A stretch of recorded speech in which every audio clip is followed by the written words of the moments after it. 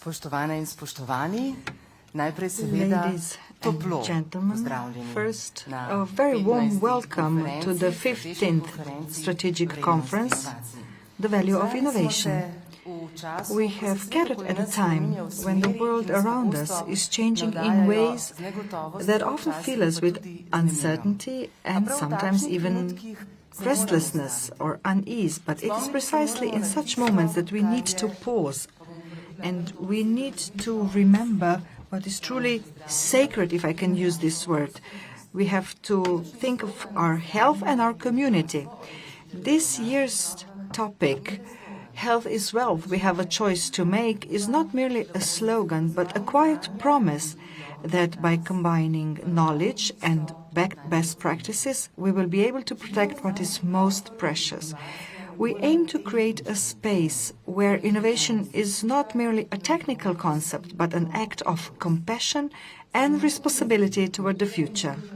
For opening remarks and to launch this dialogue, I invite to the stage the chair of the Forum of International Research and Development Pharmaceutical Companies, Ms. Urša Lachner.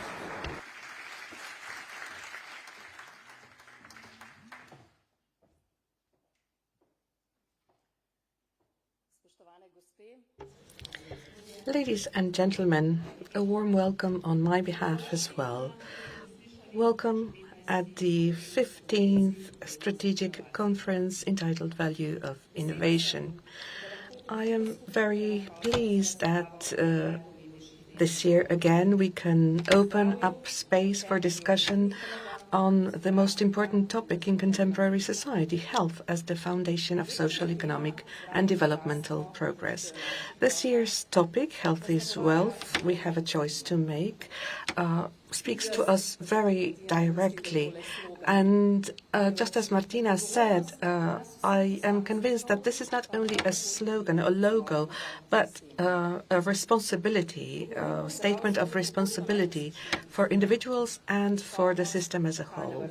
When speaking about healthcare, we often hear about accessibility, waiting lists, and financial pressures. These are all very real and demanding issues. But the key question is how can we manage these challenges, which decisions we can take, and whether these decisions create a long-term value. Today, I invite you to put health back where it belongs, at the heart of development, as an investment that benefits the healthcare system, but also has a direct impact on productivity, societal resilience, and sustainability of public finances, through people and their ability to work, create, learn, and live. Health is one of the few investments where the effects are felt simultaneously on an individual level and on societal level and in the economy. That is why it is crucial to bring together health, economy, and public policy. But even more important is how we take concrete decisions and how can we make it so that innovations reach patients very quickly. And that is why we need to be above the moment in which we find ourselves. Circumstances may change, priorities may shift, but the need for stable, well-considered decisions in the field of health remains. And it is this continuity that enables us to build the dialogue we are beginning today in a long-term and inclusive manner. At FarmaForum, we believe that progress arises where different experiences and knowledge come together. Today's conference will guide us through a reflection on how to make better decisions in times of limited resources. So not just how to manage constraints, but how to create added value within them. We will speak about innovation, as technological progress, but also about innovation as a shift in ways of thinking. This is a great opportunity for us to build on the discussion of costs with a more consistent understanding of value for patients, for healthcare, and for society as a whole. And let me conclude with a thought that we often emphasize, and that is that decisions we make today will shape the quality of life tomorrow. I would therefore like to see our discussion today focusing on identifying challenges and on creating value. Thank you for joining us today. I wish you an inspiring conference and many fruitful deliberations. Thank you. And this today, which we spoke of 15 years ago at our first strategic conference, has turned into the tomorrow, or actually the tomorrow that we were referring to 15 years ago, has now into the today. And when we speak of tomorrow today, that tomorrow will be here even faster than has been the case so far.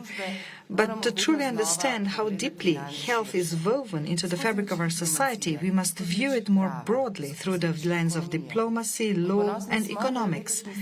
And we are very proud to say that this year's strategic partner of FarmaForum is the Center for Diplomatic, Economic and Legal Studies at the Faculty of Social Sciences in Ljubljana.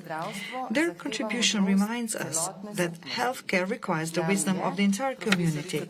Joining us today is Professor Dr. Andreja Jaklič, who will shed light on these essential interdisciplinary bridges that we must build if we want that our healthcare remains a safe haven for all.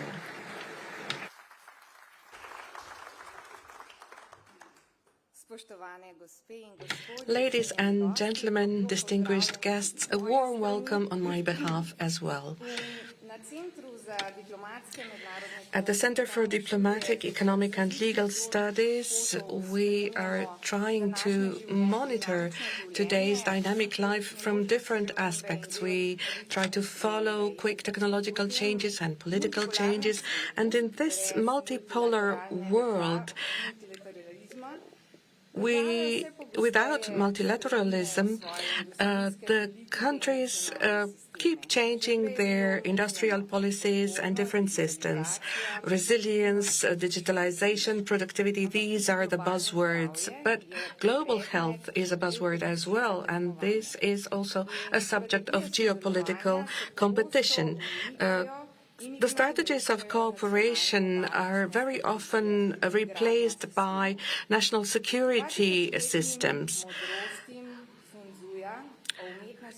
2,000-year-old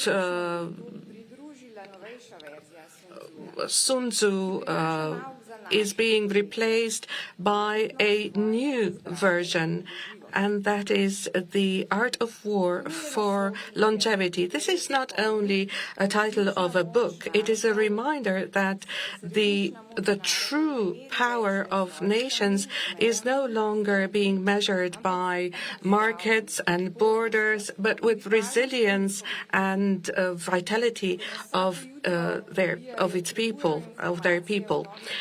Every morning we are awoken by news of new fights, and when we see what are the demographic trends, we see that people are the most important factor. People who cooperate and who can really prevent many fights and skirmishes through cooperation. Healthy societies are more resilient, more innovative, and can also adapt to shocks more easily. Shocks can be political, technological, demographical. And of course, we need to raise awareness of people, and we have not done enough in this field.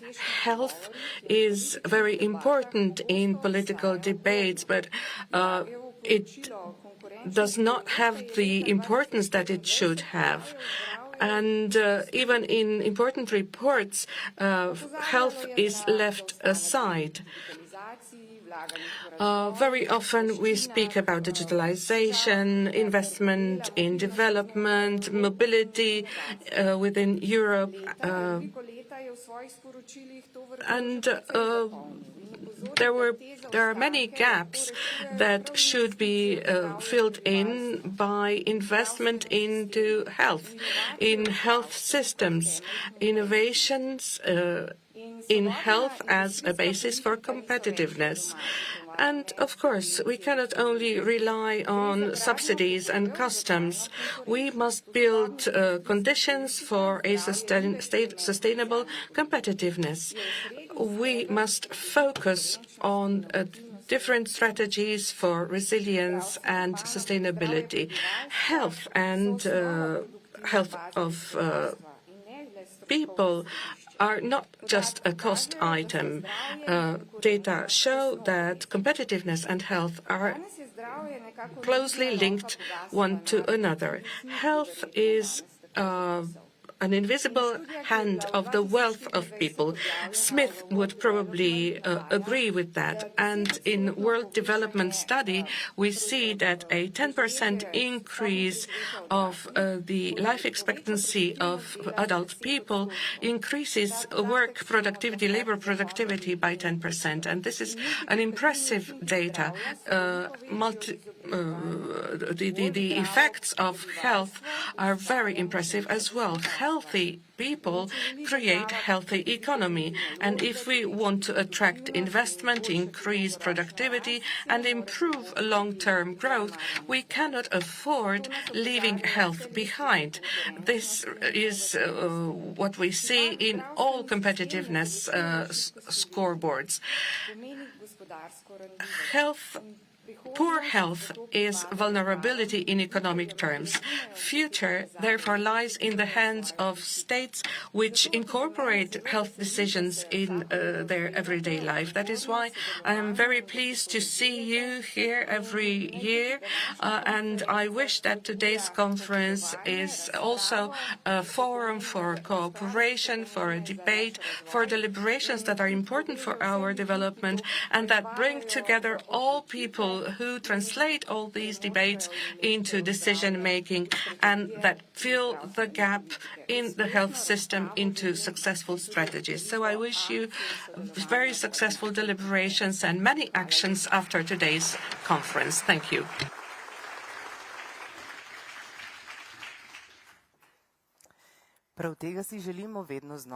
This is what we always look forward to, action and very bold decision makers.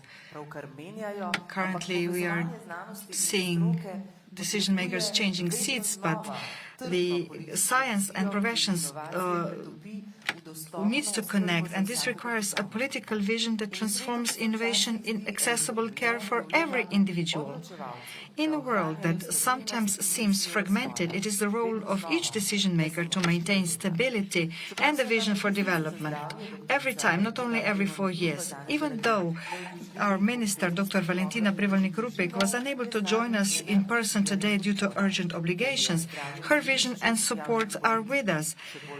Health is in the core of the public policy, and therefore the minister addressed us via a video link. Let us listen to her message.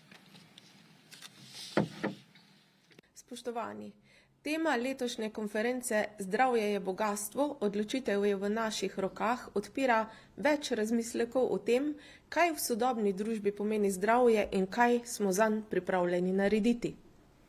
Vedno hitrejši razvoj medicine in s tem vedno daljša življenjska doba pomenita tudi nove bolezni in višjo obolevnost, s tem pa tudi večje potrebe vseh nas po zdravstvenem varstvu.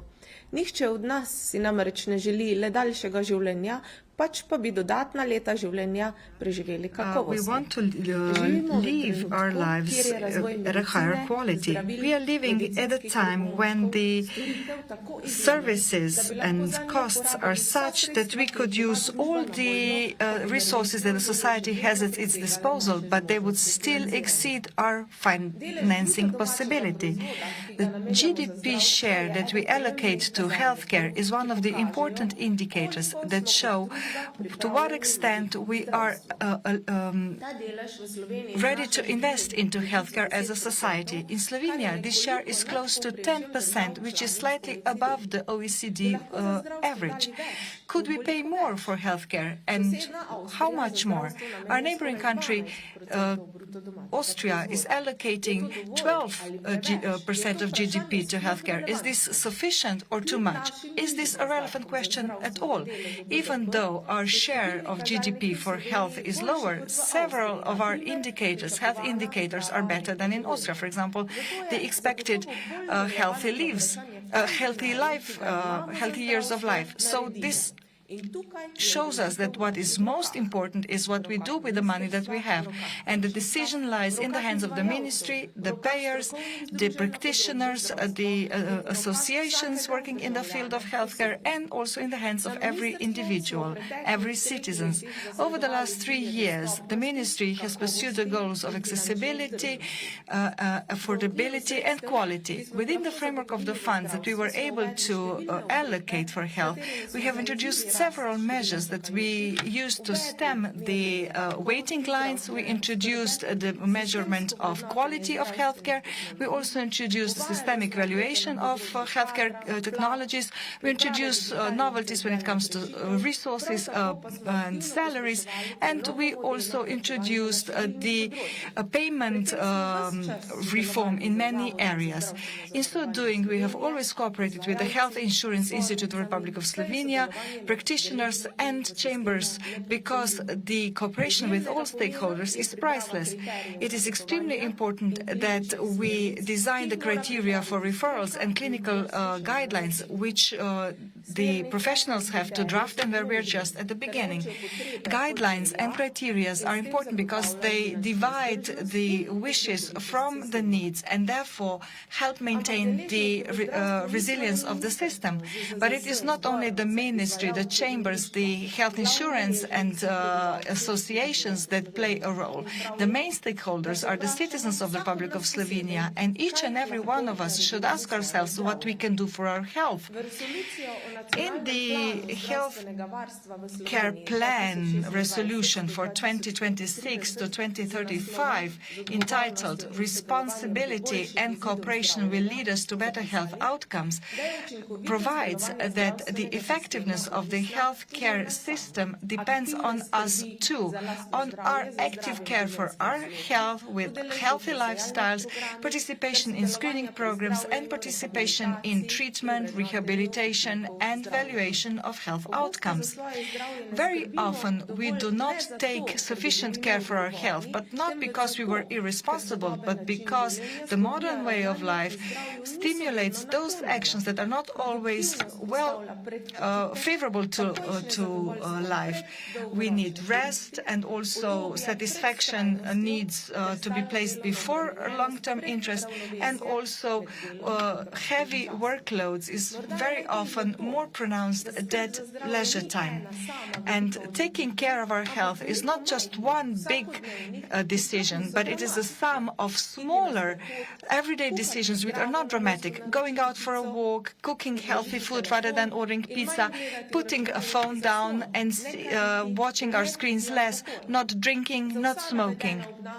So all these habits are supported by scientific studies that prove that if we change these habits, we do the best we can for our health.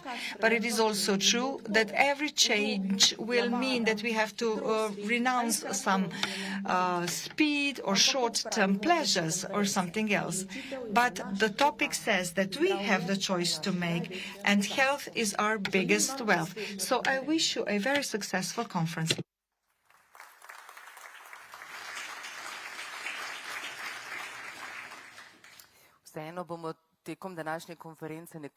Nevertheless, we will be violating some of these recommendations by our health minister, because I will ask you to use your phones, but really briefly. But for the next conference, we will suggest that we stand up before every new speaker speaks, so that we can get some exercise while so doing. This is perhaps a food for thought for the next conference, but now let us turn to the central themes of today's event. When stability is no longer a given, strategic foresight becomes our most powerful tool. How do we then make decisions in times of uncertainty, when the future seems to be constantly slipping away? But before our first guest takes to the stage, I would like to participate and help shape this year's conference. So please take out your phones, just really, really briefly, so that we don't breach any rules, because we have a Slido question. How should I pronounce this correctly? My children wouldn't help me at home. I wasn't sure whether it's Slido or Slido, but okay, so you told me that it's Slido, so you can use this app to respond to the following questions. Do you think society is currently underestimating the most, oziroma katero dolgoročno tveganje po vašem mnenju družba trenutno najbolj podcenjuje? So both questions were read. The question was read both in English and Slovenian, so let us see the first responses, so that our first speaker will be able to comment on them as well. Perhaps we can add some words in English. Stress is most pronounced, then sitting down, sedentary lifestyle. We are also sitting down today. Demography, lack of trust, low birth rate. Somebody just noted their phone number. So we have different responses. I think that our first speaker will be very glad to comment on them, because with us is Mrs. Darja Krivonos, Executive Director of the Copenhagen Institute for Future Studies. Darja is a master in analyzing global megatrends and long-term thinking. Her voice is the voice of reason in the world that needs new direction. You've already seen the answers, so the floor is yours, Darja. Thank you.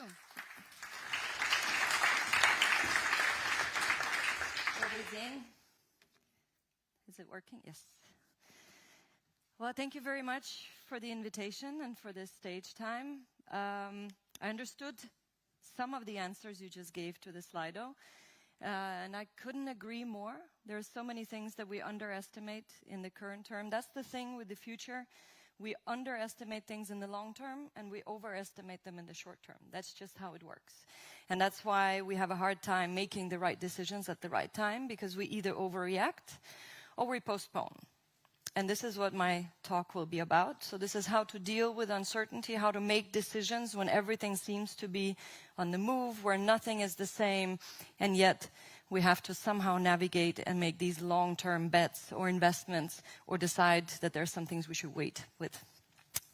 Hopefully by the time I'm done, I have challenged you a little bit, so prepare to be provoked, at least a little bit. But also I have hopefully I've left you with some concrete tools on how to work with something so ambiguous as the future and uncertainty.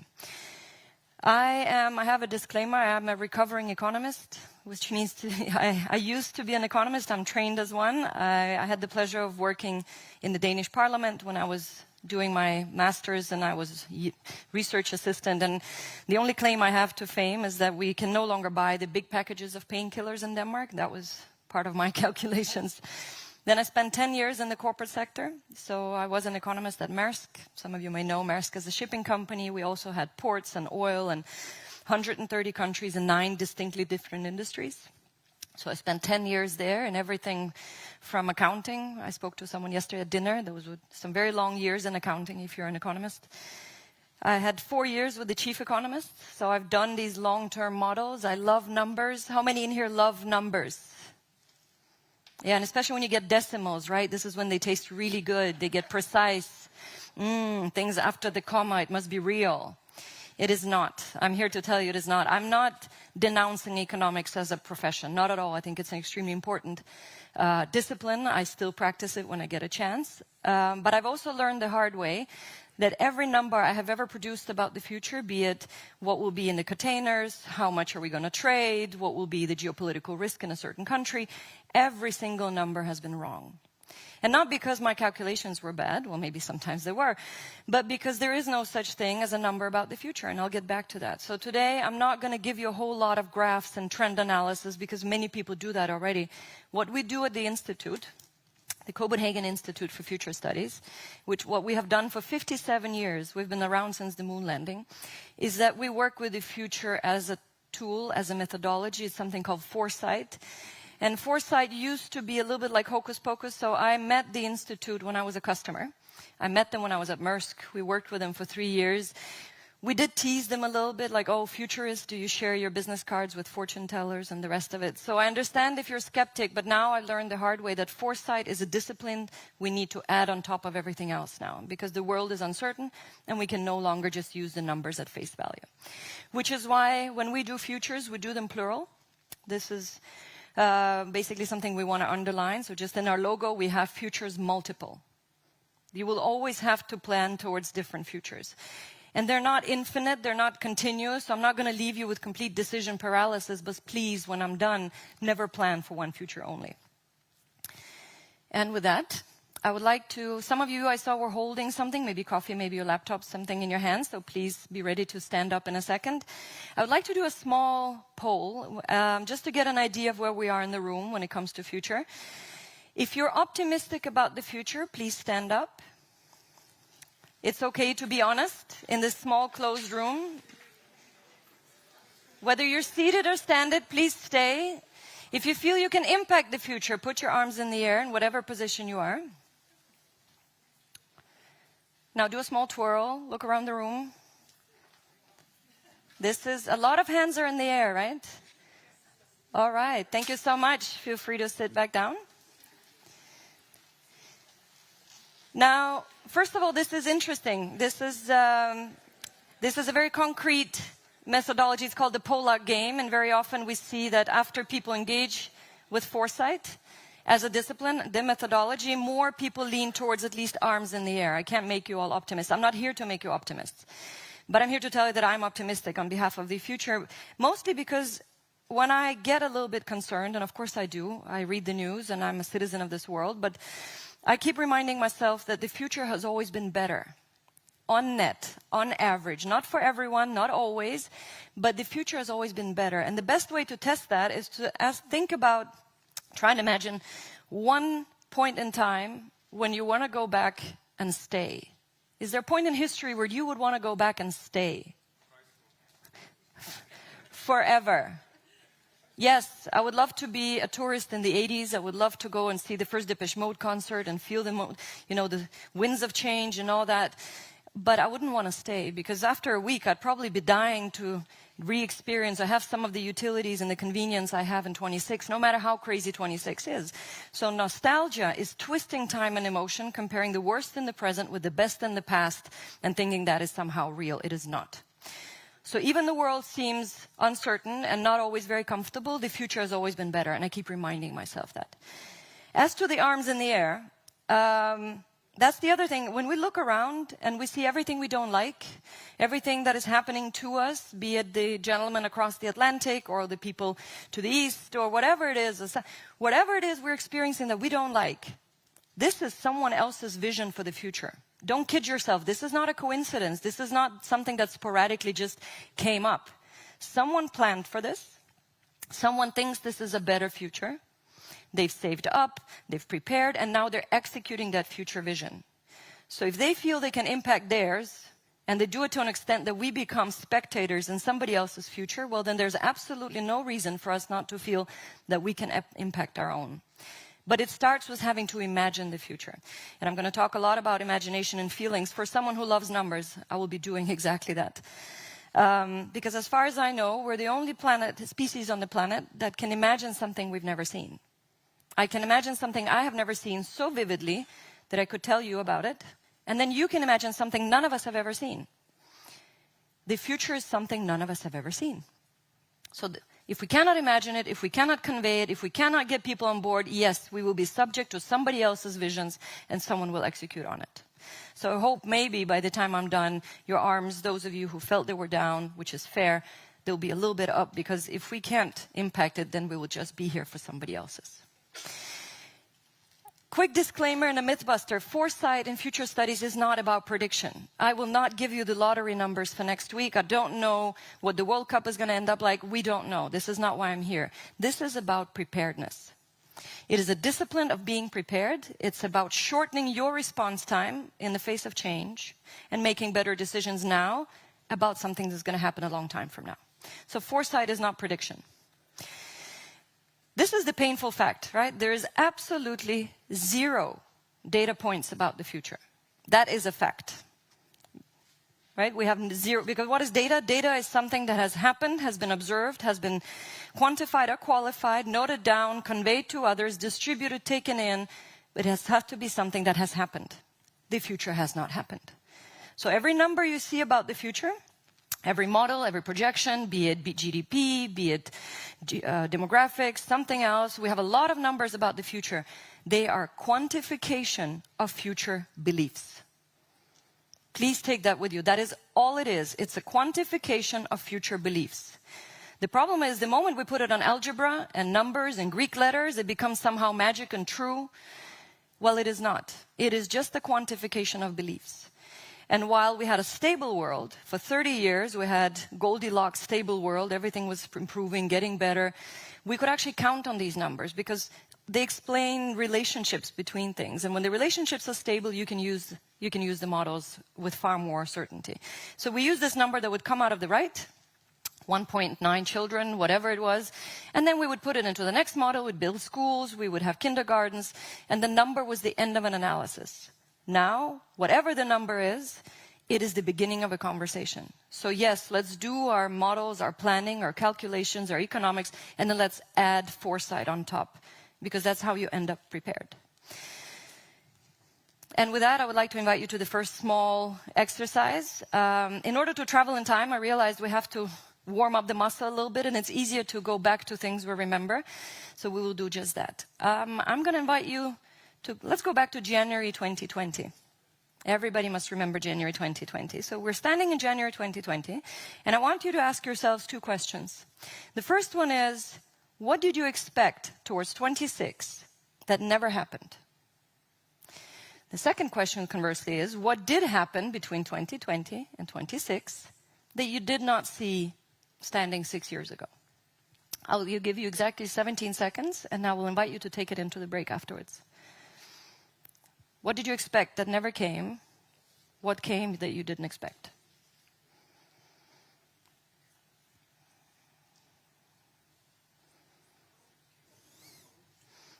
Work from home.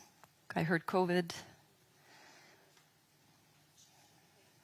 AI. The lockdown. It's an interesting exercise. Because just with this small, tiny hint, this small life hack, I have just proven to you that the future is a range, right? You thought something. Some of us were very sure of something, probably, in our strategies and our thinking. When we argued around dinner tables or at meetings, we argued for something that never happened. And then something else over here did, and we may have been surprised, not surprised, prepared, not prepared, but the future is a range. So if I invite you back into 26 and I say, what do you guys think about 2030? Well, hopefully, at this point, I've created a little bit of humbleness and a little bit of curiosity about, what might come? Not what I think will come, but what might actually happen on a broader scale of things. The second thing that usually happens here is we equate change, especially unexpected change, with something negative. Yes, COVID happened. Yes, war happened. Yes, AI, for better or worse. So we equate uncertainty and risk. Those are not the same thing. Uncertainty is exactly that. It's something we don't know. It could get well, it could go bad, we don't know. But we often, and I'm not a biologist, there's probably far better professionals in this room to tell me why, but I have a hunch that it's something to do with uncertainty means adaptation. Adaptation means we need to spend energy, and we're built to conserve energy. So somehow we're not comfortable with things deviating from expectations. The second thing that happened, but mind you, a lot of good things have happened too, right? We did develop the first vaccine in record time with historical global collaboration. We lifted more people out of poverty. We have parental leave rules in EU that lead the world, etc., etc. Many good things have happened. Working from home happened. The second thing that happens here is that we also go to tech. I heard someone say, many people would say, oh, I was expecting self-driving cars. When we talk about future, we often go to technology. And I don't know if it's science fiction that has colonized our way of thinking, but a lot of other things are far more important than technology. I'm not going to be standing in the middle of a technology revolution and tell you it doesn't matter. Of course it matters. But for instance, the fact that we're now down to 1.5 children in many countries, in Denmark we are, and we were thinking we'd get 1.9, that leads to huge implications for society. Just the empty schools and kindergartens for one, and then so many other things. So there are many other trends that we usually overlook when we talk about the future, because technology, we see flying cars and robots and etc. So yes, the future is arranged, and there are far more things at stake than just technology, because technology, when it interacts with other things, this is where magic happens. That's what megatrends do. They collide with each other. Because we already have self-driving cars, right? They're here, they perform far better than human drivers, they have thousands of miles on record, but when they meet legacy infrastructure, legacy regulation, human behavior, incumbent players who are not on this journey, well, then we set it back 5 years, 10 years, 15 years. Just look at the reports from the beginning of this millennium. Self-driving cars were supposed to be everywhere. They're not. Not because the technology is inferior, but because megatrends collide with things and then they get deviated from where they were. The problem is, if we don't do this, if we don't open up our minds, we experience this. The present future, the present moment used to be a recently unimaginable future. It's as if the future comes sneaking up on you and goes, boo. And you're like, oh my God, where did that come from? And a little bit provocatively, I've started to compare it to if you walk home from a really good party, you worked on it all night, you had fun, you maybe had a few drinks, maybe a few too many. You're walking home and suddenly the sidewalk jumps up and hits you in the face. Sidewalks don't do that. We know that, laws of physics, pavements don't jump. Futures don't suddenly sneak up on you. That's not how it works. They send signals, then say clear signals, but we choose to ignore them. So if you ever experience this, it's because you haven't been looking. So next time you feel you're surprised, yes, we do have black swans, but that's a very technical, statistical event. That's something we can't predict. The rest of it is just pure voluntary blindness. So next time you feel like this, imagine the pavement jumped up and hit you and ask you if that's at all possible. I know that what I'm going to say is a little bit, I said, I will provoke, and hopefully it hits home on an individual level in your hearts and your brains. And trust me, I'm in your shoes also when it comes to my own business or things I genuinely believe. I have to remind myself of this. The problem is not when we do it on an individual level. I guess that's how we get through the day, right? You wake up, you read terrible news, and you remind yourself you'll still be okay, and you close yourself off and you get through the day. When we take it to decision making, be it in companies, big companies, conglomerates, states, supranational collaborations like the EU, well, this is when it becomes really dangerous. This is where the blind side leads to really poor decisions. In the EU, in Europe in general, we find ourselves in this triangle of sadness now. On the one hand, we have the threat from the East.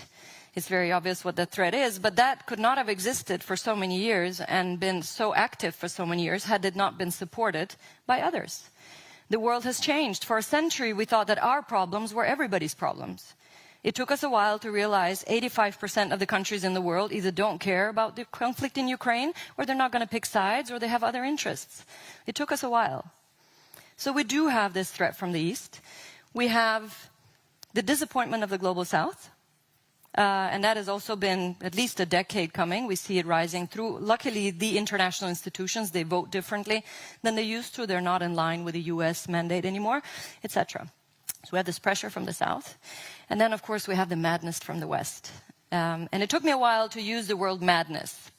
For a while, I did ... or question mark. You know, I would let everybody choose their own word. I think at this point, it's okay to use the word madness if we equate it with something like truly we can't explain or see a red thread or what is the logic. So now, have any of these things been hidden from us?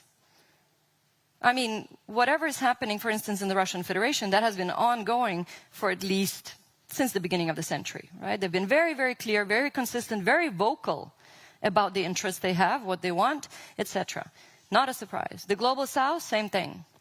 The gentleman on the left, the gentleman from the West, is he the quiet type? Has he been whispering in the corners, hiding his intentions from everybody, or is he really, really loud? And yet, we're going, oh my God, how did that happen? Why are we here?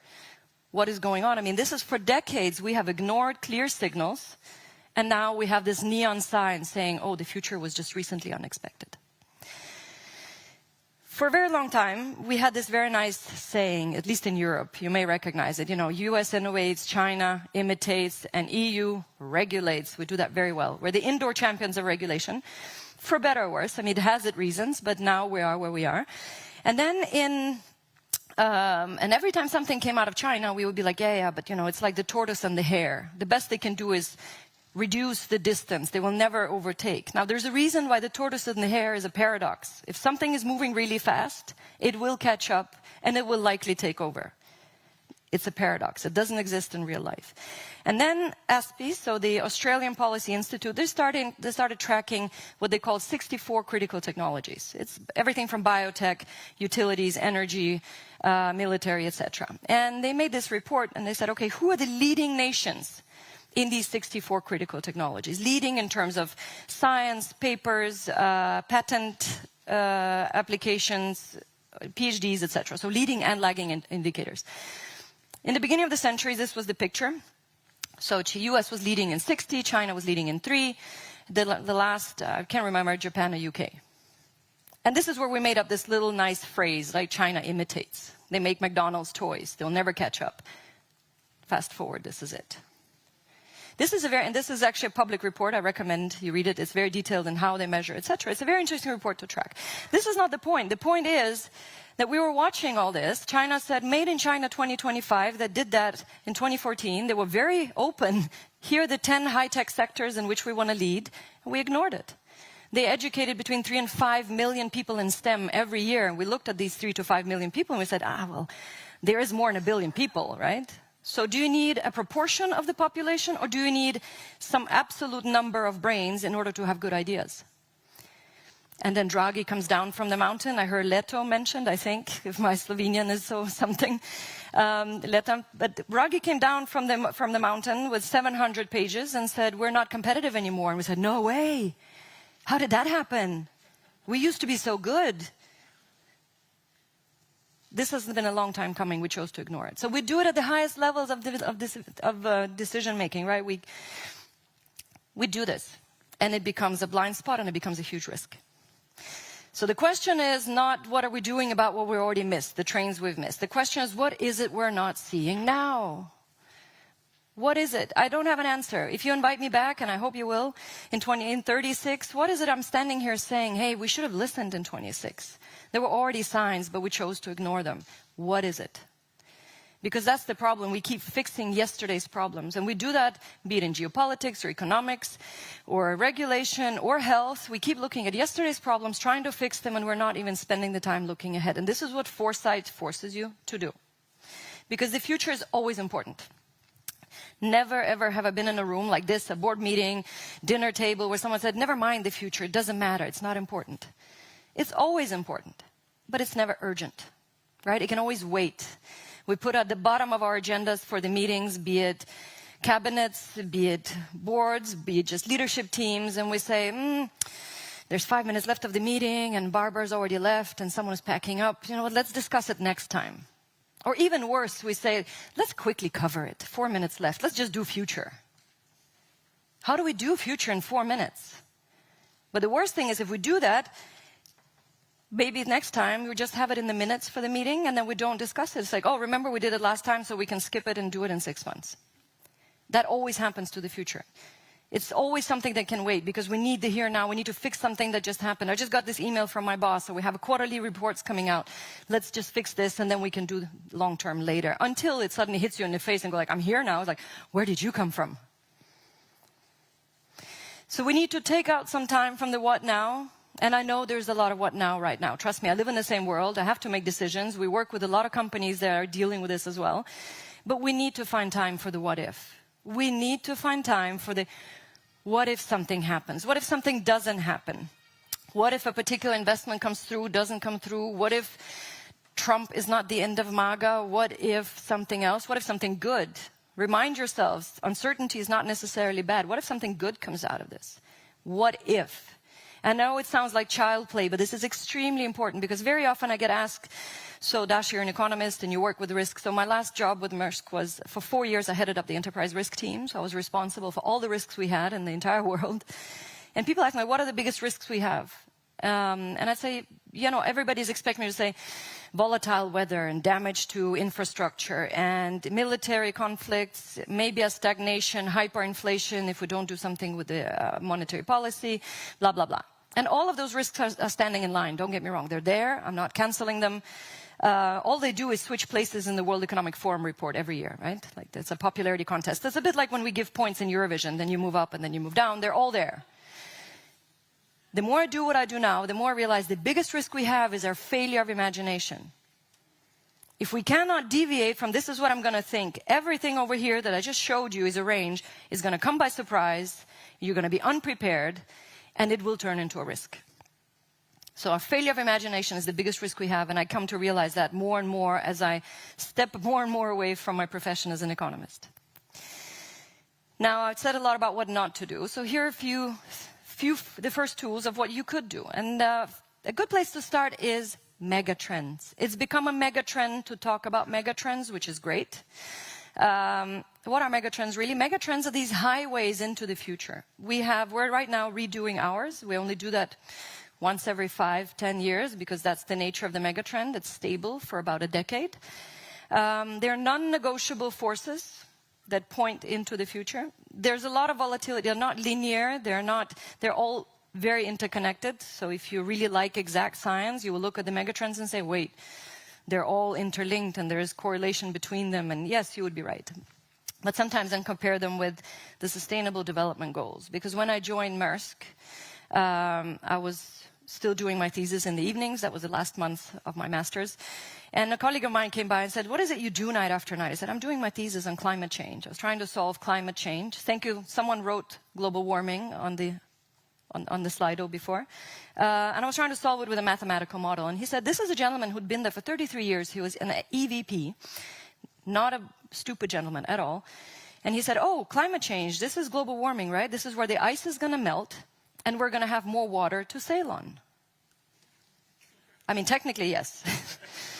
But we also had ports and infrastructure and, you know, yeah, I mean, there's no way climate change can be a good thing. And we weren't bad people. We had someone in charge of sustainability. We were one of the first companies to sign the Global Compact. We meant it. But back in 2008, no one knew what to do with sustainability. Is it gender equality? Is it climate? Is it environment? Is it, you know, social rights? What is it? So we did our best. And then suddenly we get the Sustainable Development Goals. We all do.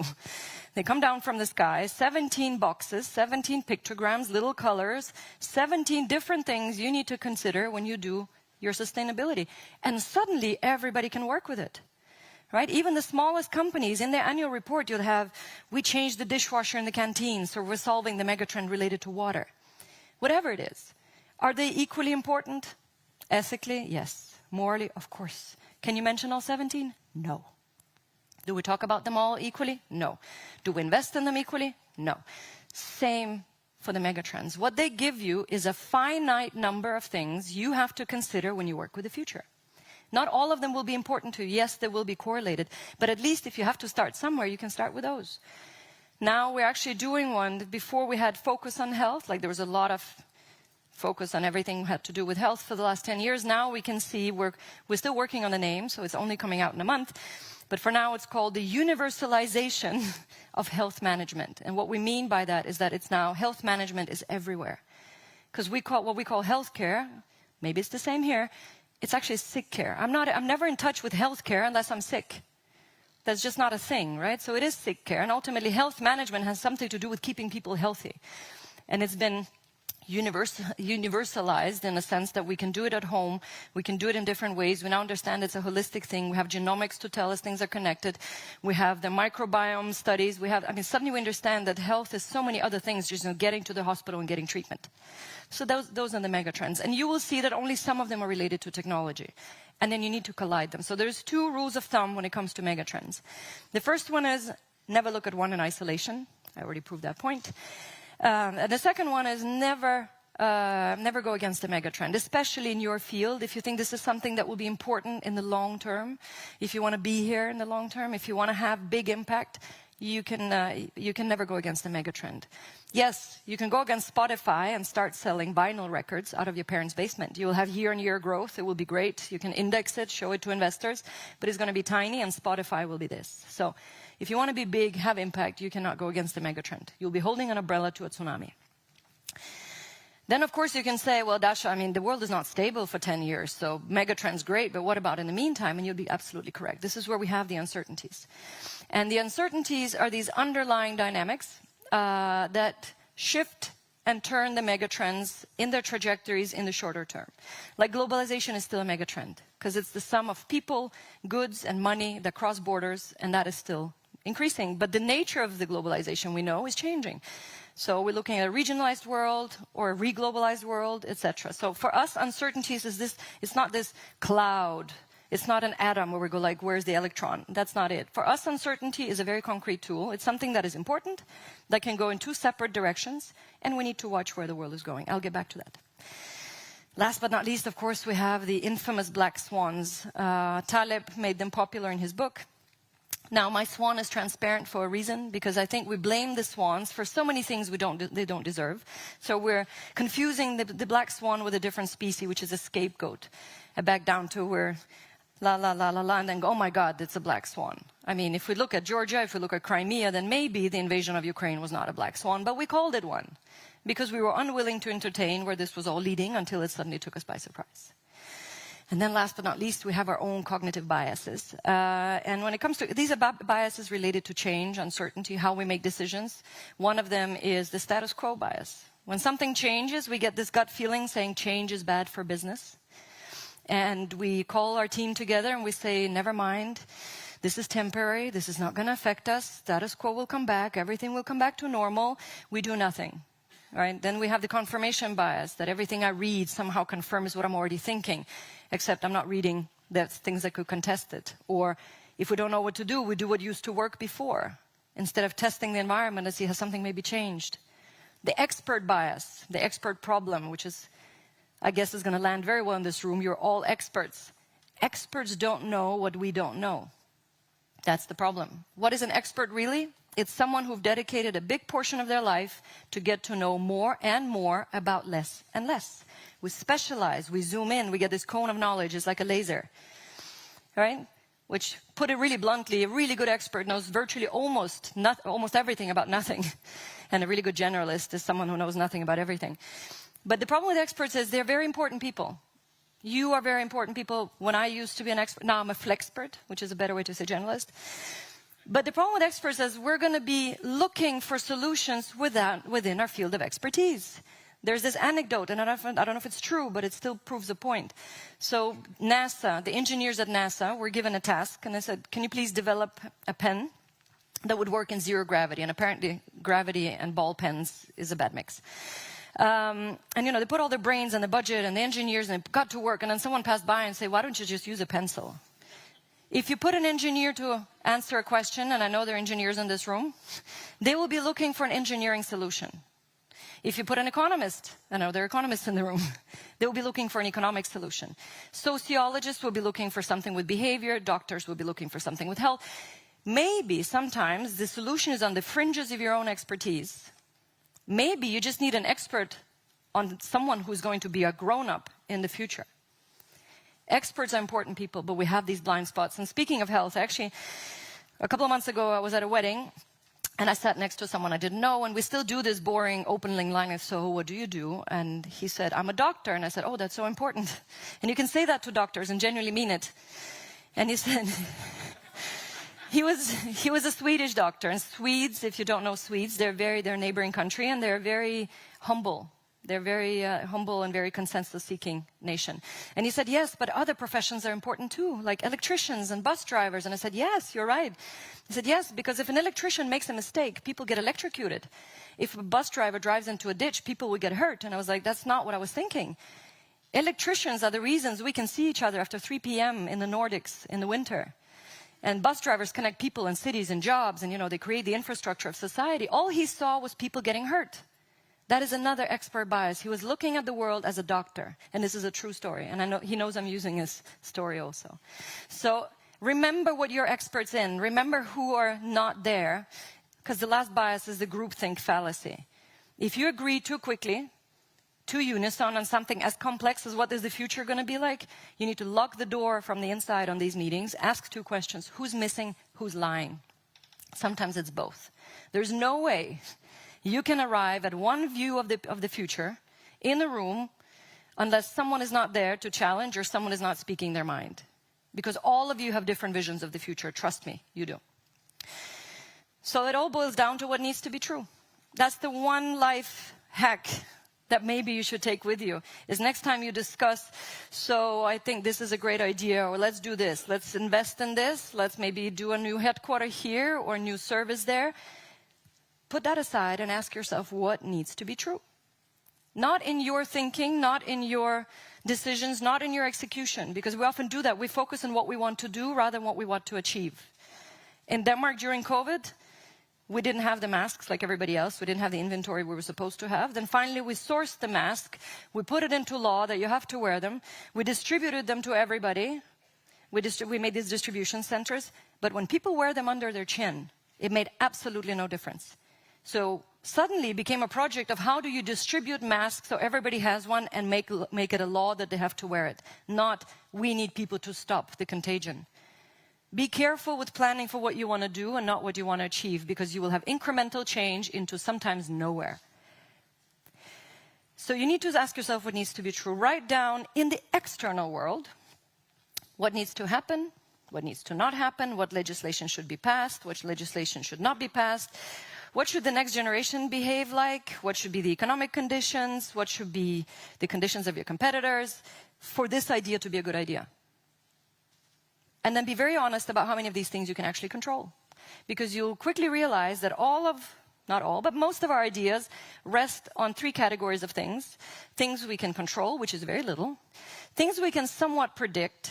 Some things are stable. And then there's a whole group of things that we cannot control, we cannot predict, but we've put it into our model, we've put it into algebra, and now we're just going to start doing things. Be clear about what are the uncertainties. Now, the best way to imagine the future is actually to take a trip into the future. And I'll invite you to do that with a small science fiction exercise. Now, I want you to think of a child, your own child, somebody else's, and I want you to imagine that child have your age right now. And let's just imagine one day in this grown-up's life. They wake up in the morning, maybe a beautiful morning like today. Where do they wake up? Did they get born in one country, studied in another, work in a third, married someone from a fourth, because the world is still open? EU is here, still, no borders. Where do they live in a house? Did we move out close to nature? We don't have to work in an office anymore. Do they live in an apartment? Do they own? Do they rent? What are the interest rates? Do they have children of their own? Do these future grown-ups have their own children? If we look at the trajectories, that's not a guarantee. If they do have children, how many? Who with? How many parents are involved? At what age did they have these children? Thanks to biotech, we can space it out. At some point, this family, whatever they look like, they're going to sit down for breakfast. What's at the breakfast table? Is it Kellogg's cornflakes? If it is, globalization continued, right? We have American brands at our breakfast table. If it's in Denmark, we got to keep Greenland. Not funny, not funny. What do they put on these cornflakes? Is it milk? Dairy? Do we still have animal protein as part of our diet? Do we still have industrial agriculture? If we do, what happened to animal rights? If we don't, how did we then feed societies? What happened to food systems, food production? Farm to fork, is it local farming? Is it vertical farming? Is it GMO? Is it lab grown? What is it? What happened to food and the way we see nutrition? Well, if children are what they are today, and they probably are, evolution is slow, well, they change their minds 1,000 times during this breakfast, right? You have the cornflakes, you have the toast, you have a snack. If you've given up, you're having something sweet probably because you need something calories into these children, and they're screaming, they don't want any of it. So you get frustrated, you throw it out because you need to leave now, and then there's a ticker on your wall that says, wait a minute, did you just throw away 180 grams of food? Well, your carbon credit for today is reduced. Your car is not going to unlock. Do they have a car? Do they own a vehicle parked in their driveway with room for 5 people so they can get out there, get into traffic with others who have room for 5 people sitting there alone? They keep paying. The car stands still 95% of the time, but they still own it for some reason. What fuels this vehicle? Drill, baby, drill. What happened to environment? What happened to air quality? What happened to health in this society? Maybe it's electricity. Maybe it's full DeLorean. Do you remember the movie Back to the Future? You take your breakfast, put it in the car, and off you go. Problem solved. Do they need to go anywhere? Are they really going to stress these children they spend years trying to get? Put them in their clothes. Maybe if you're in Denmark, you have to put them in a lot of clothes. It's winter. So they can drop them off with a stranger and go make money for the stranger to watch their kids. Do they do that? Well, maybe in Europe at this point, we have 7 years of forced parental leave. The kid just turned 7. You're like, okay, you're going somewhere. So they drop them off. Where do they go themselves? What do they do for work? Do they go to an office? Why? Where is this office? What purpose does it serve? Is it still like it's full in the day and then completely empty in the evening? And this is how we spend time. This is how we spend space in cities and parking. And do they work in manufacturing? What do we produce? How do we produce it? What goods are we interacting with? Do we still go to physical stores, or is it AI to AI? Everything is delivered. Did we solve the energy around producing things? Did we solve circularity? Are they in healthcare? Are they in pharma? What do they produce then? How do we perceive health? How do we perceive pharma? How do we do it at all? Do they manage their own health at home, devices, good advice, whatever it is? Maybe they work in public administration. And what's on the agenda then? Is it still loneliness? Is it mental health? Is it lack of housing, too much housing? Well, maybe we live to be 200. You guys know, especially in this room, you must know that we're only a few biotech hacks away that we may be living to be 200.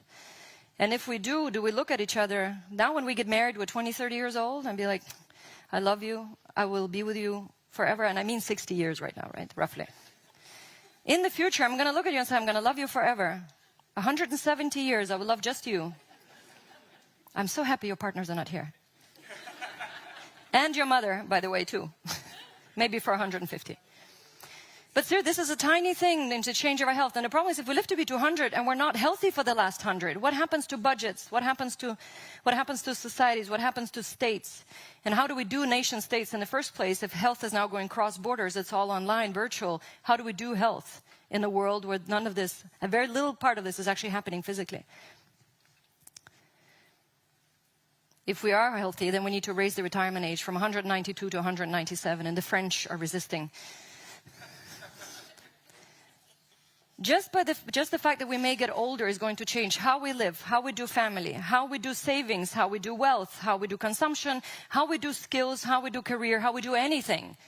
Just if we get older, and we're only talking about aging as, we maybe need more elevators and the cities will get older. So this is going to change society profoundly. That is just one mega trend. This was not science fiction. If you can't place yourself or your company or your strategy or your worldview in this future, maybe this is where you should start. This is when I say imagination is everything. And then you can start executing.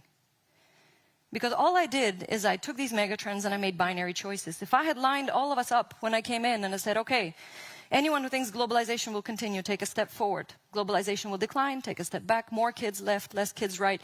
We would have had a very funny dance, but before I was done, and when I was done, you would have been spread around the room, not because you disagree on the future, but because you disagree on the assumptions on the way. These future beliefs, I said, we put on the algebra models, those are the ones where you disagree. So this number over here is worth nothing unless you have this conversation. What are you assuming for society? What are you assuming for your sector? What are you assuming to be true in order for your idea to be a good idea?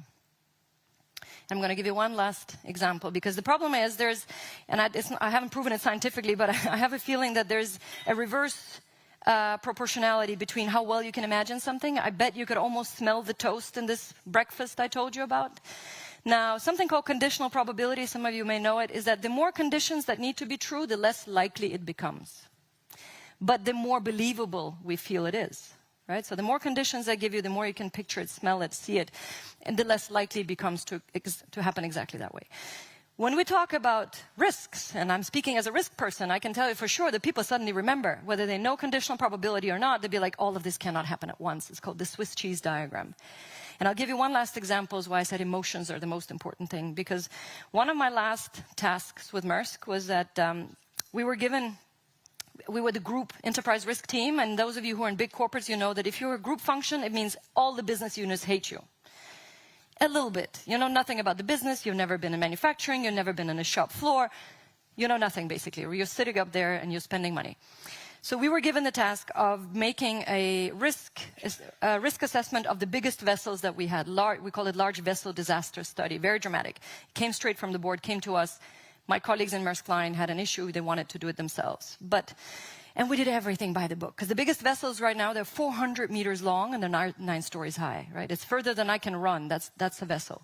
And it can be driven by down to 12 people, so imagine that. Anyway, we did the study, we consulted external engineers, safety culture experts, and knowing we would be challenged, we did everything we could to get the analysis straight. We invite our colleagues to the debrief, and they know I'm using this example. I still have a big blue heart for Maersk, so this is with the biggest respect. But in the room, when we shared the report and the findings, there were 300 years of shipping experience.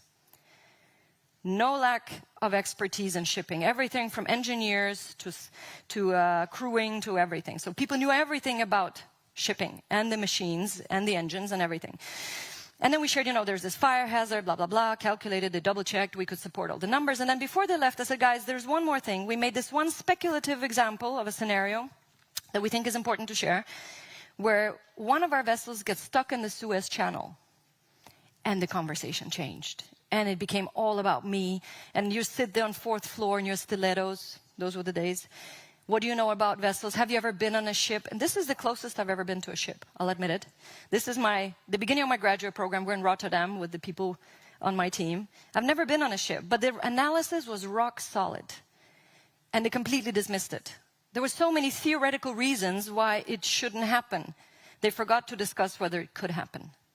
And we were laughed out of the room, and we left a little bit discouraged, but then, okay, we tried. 3 years later, this actually happened. So yes, for a little while there, I was like, I'm not a bigger person than that. But after I'd done I left Maersk at this point, by my former boss and I talked. And he's like, the board has asked for the report again to see what actually is there. After having celebrated that I told you so, I realized how much I failed in the room. I did everything on the numbers, every decimal. I triple-checked the models, the strength of the steel, whatever it was. I forgot to prepare for the emotions in the room. And they ended up making the decision with the smartest shipping brains in the world, with all the experience they had, everything they knew about every screw, every bolt.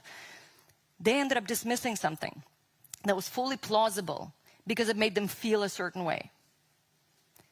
So every future you ever see or presented with, every future imagine, it will make you feel something. Feel it, park it, and then turn on your brain. Can it happen? Is it plausible?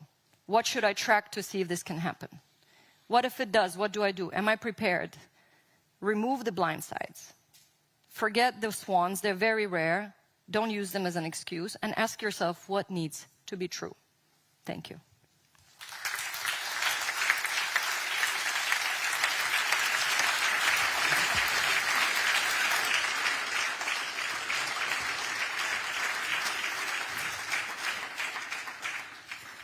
Hvala lepa. Thank you so much. I'm not sure how many of you are still stuck with Darja's breakfast. I am. Those of us who have younger children know how it looks like and what it will look like. Well, this is something that we will spend our thoughts on the coming days and weeks. However, the guidelines that we set globally must always be translated into local growth. Innovation-driven growth is the engine that can put Slovenia on the map of the most advanced societies. And before we hear how to achieve this, I would also like to again invite you to Slido. And here is the question. The acceleration of which investments will be crucial for Slovenia's development breakthrough in the coming years? In machinery, equipment and buildings, in research, development and innovation, in digitalization and ICT, or in employee training and organizational capital. So this is the question, and I would kindly ask you to respond by your phones. If you can just scan the QR code and reply to the question.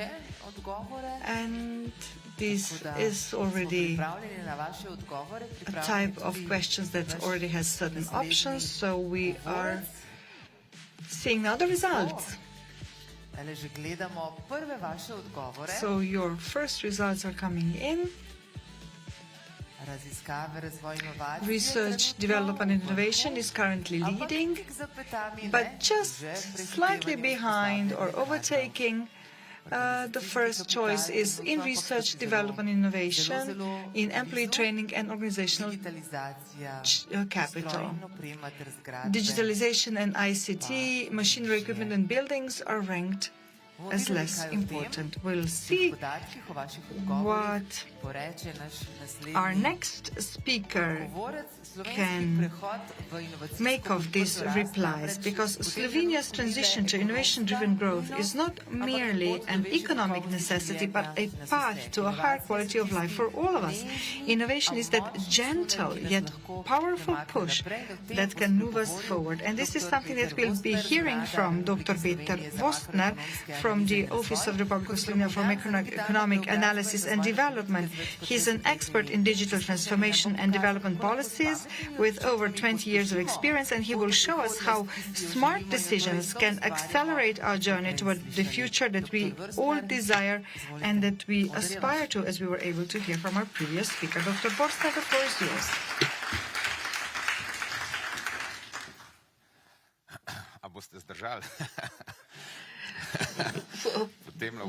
Will you remain focused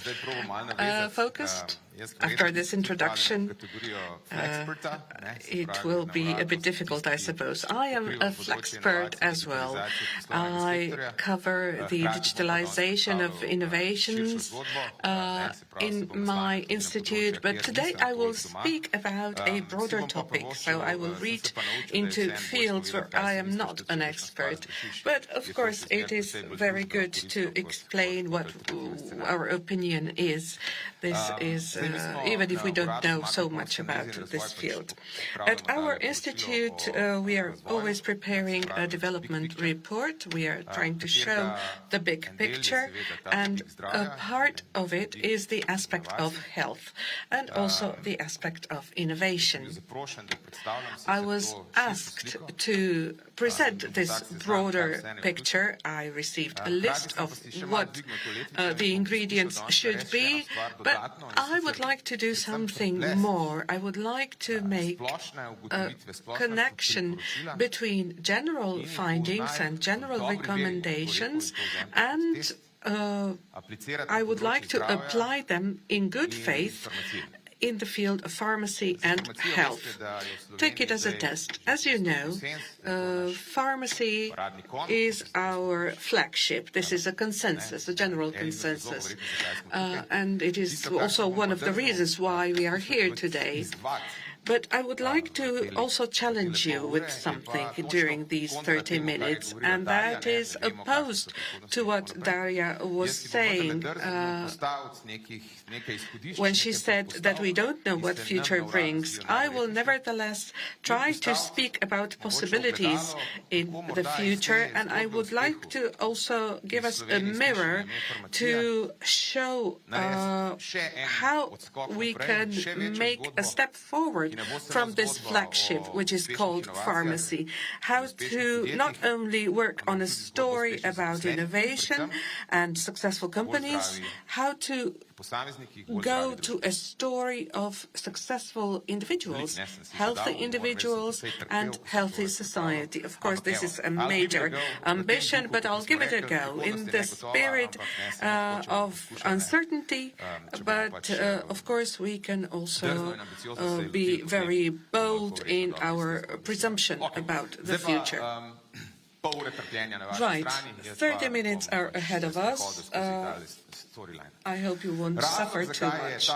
The reason why this report has received so much attention is the quality of life, because quality of life is what at the end of the day really matters. It is of great interest to people, and the situation in Slovenia is fairly favorable. So if we ask people to make a self-assessment about quality life, or if we take statistical data, the situation is quite favorable.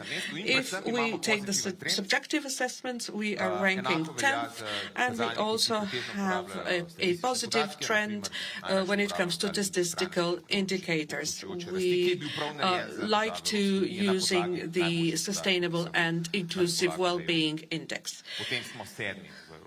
If we take this index into account, we are ranking 7th. So what is also important is that the trend is positive. So if we take a look at the quality of life, the trend is a positive one, both in terms of subjective assessments, individual perception, and statistical indicators. So we went even broader. And at our institute, we really like to focus not on the average of the EU, but on the situation in the leading innovators. Because innovations are not a fetish, but because innovations are a means to reach a high quality of life, both in terms of subjective assessment and in terms of statistical indicators.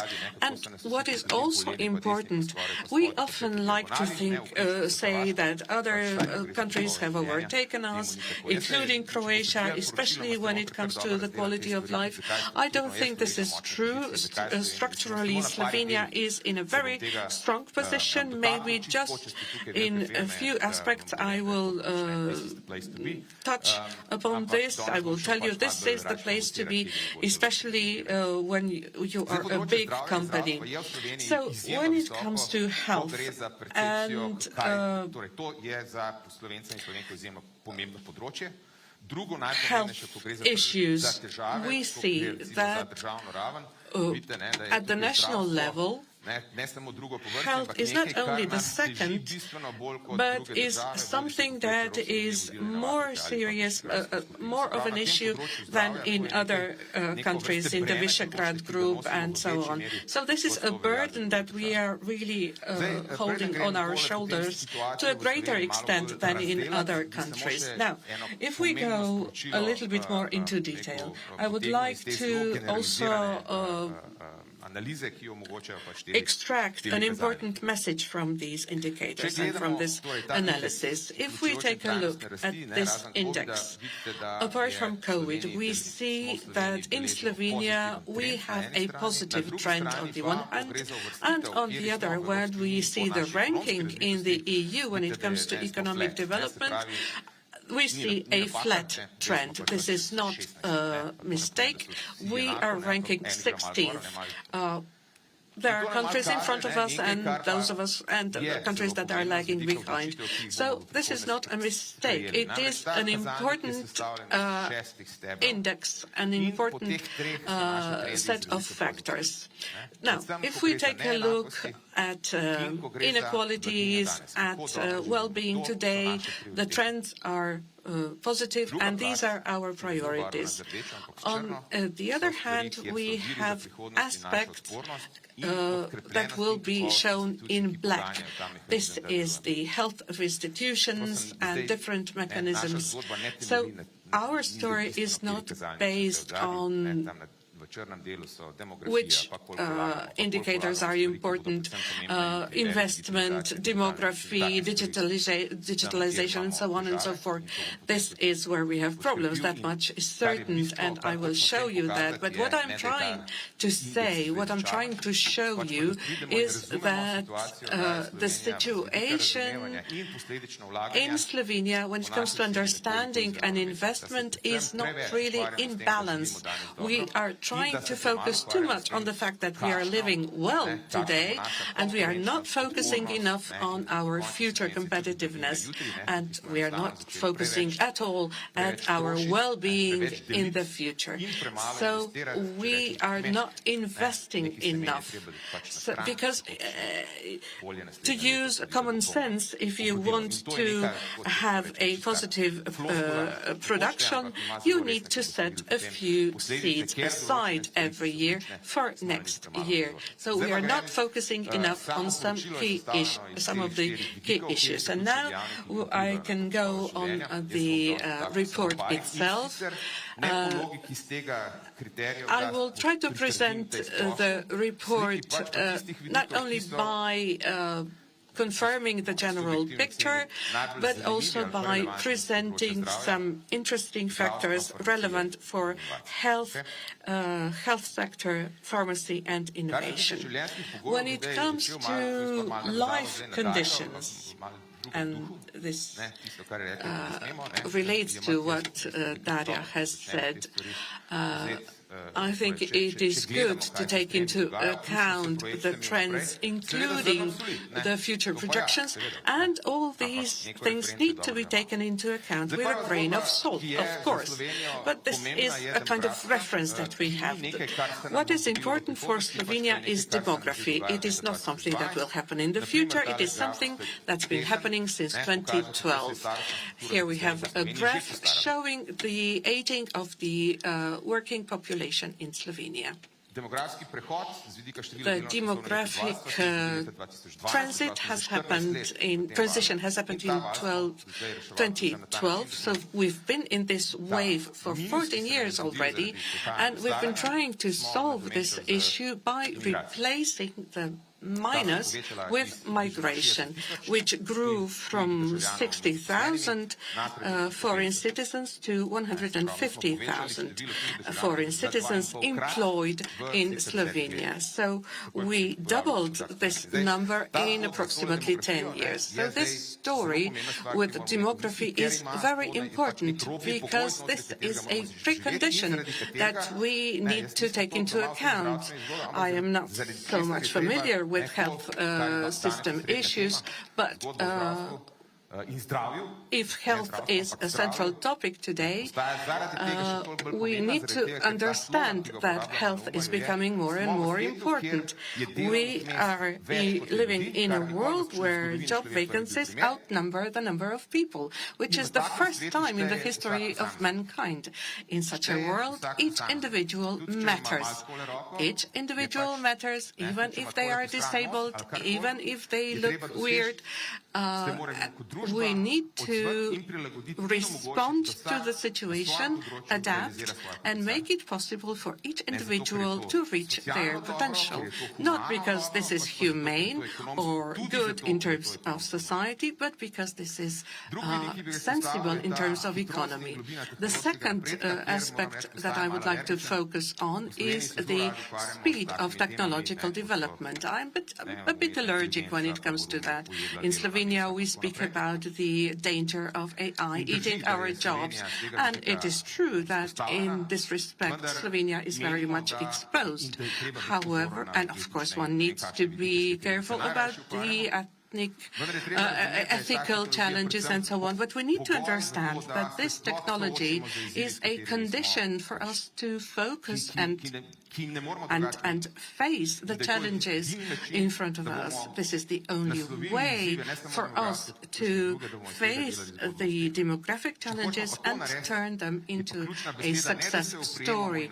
If we want to do that, however, we must not only stick to the previous models, but wake up and adapt and do something more. This refers also to the area of the area of the expected effect of the AI on the job market, but it also refers to the health system. We will have to change our behavior if we want to achieve a success story. We cannot just digitalize everything and remain doing things in the same way, nevertheless. And now, when it comes to health, about 5 pages are devoted to health and health systems in our report. So, comparatively speaking, and as the Minister has mentioned it before, we have a high healthy life expectancy, especially when it comes to healthy life years. This is not true for every country. In many countries, this is a downward trend, even for women, because men are even more exposed because they are overweight and they drink alcohol a lot.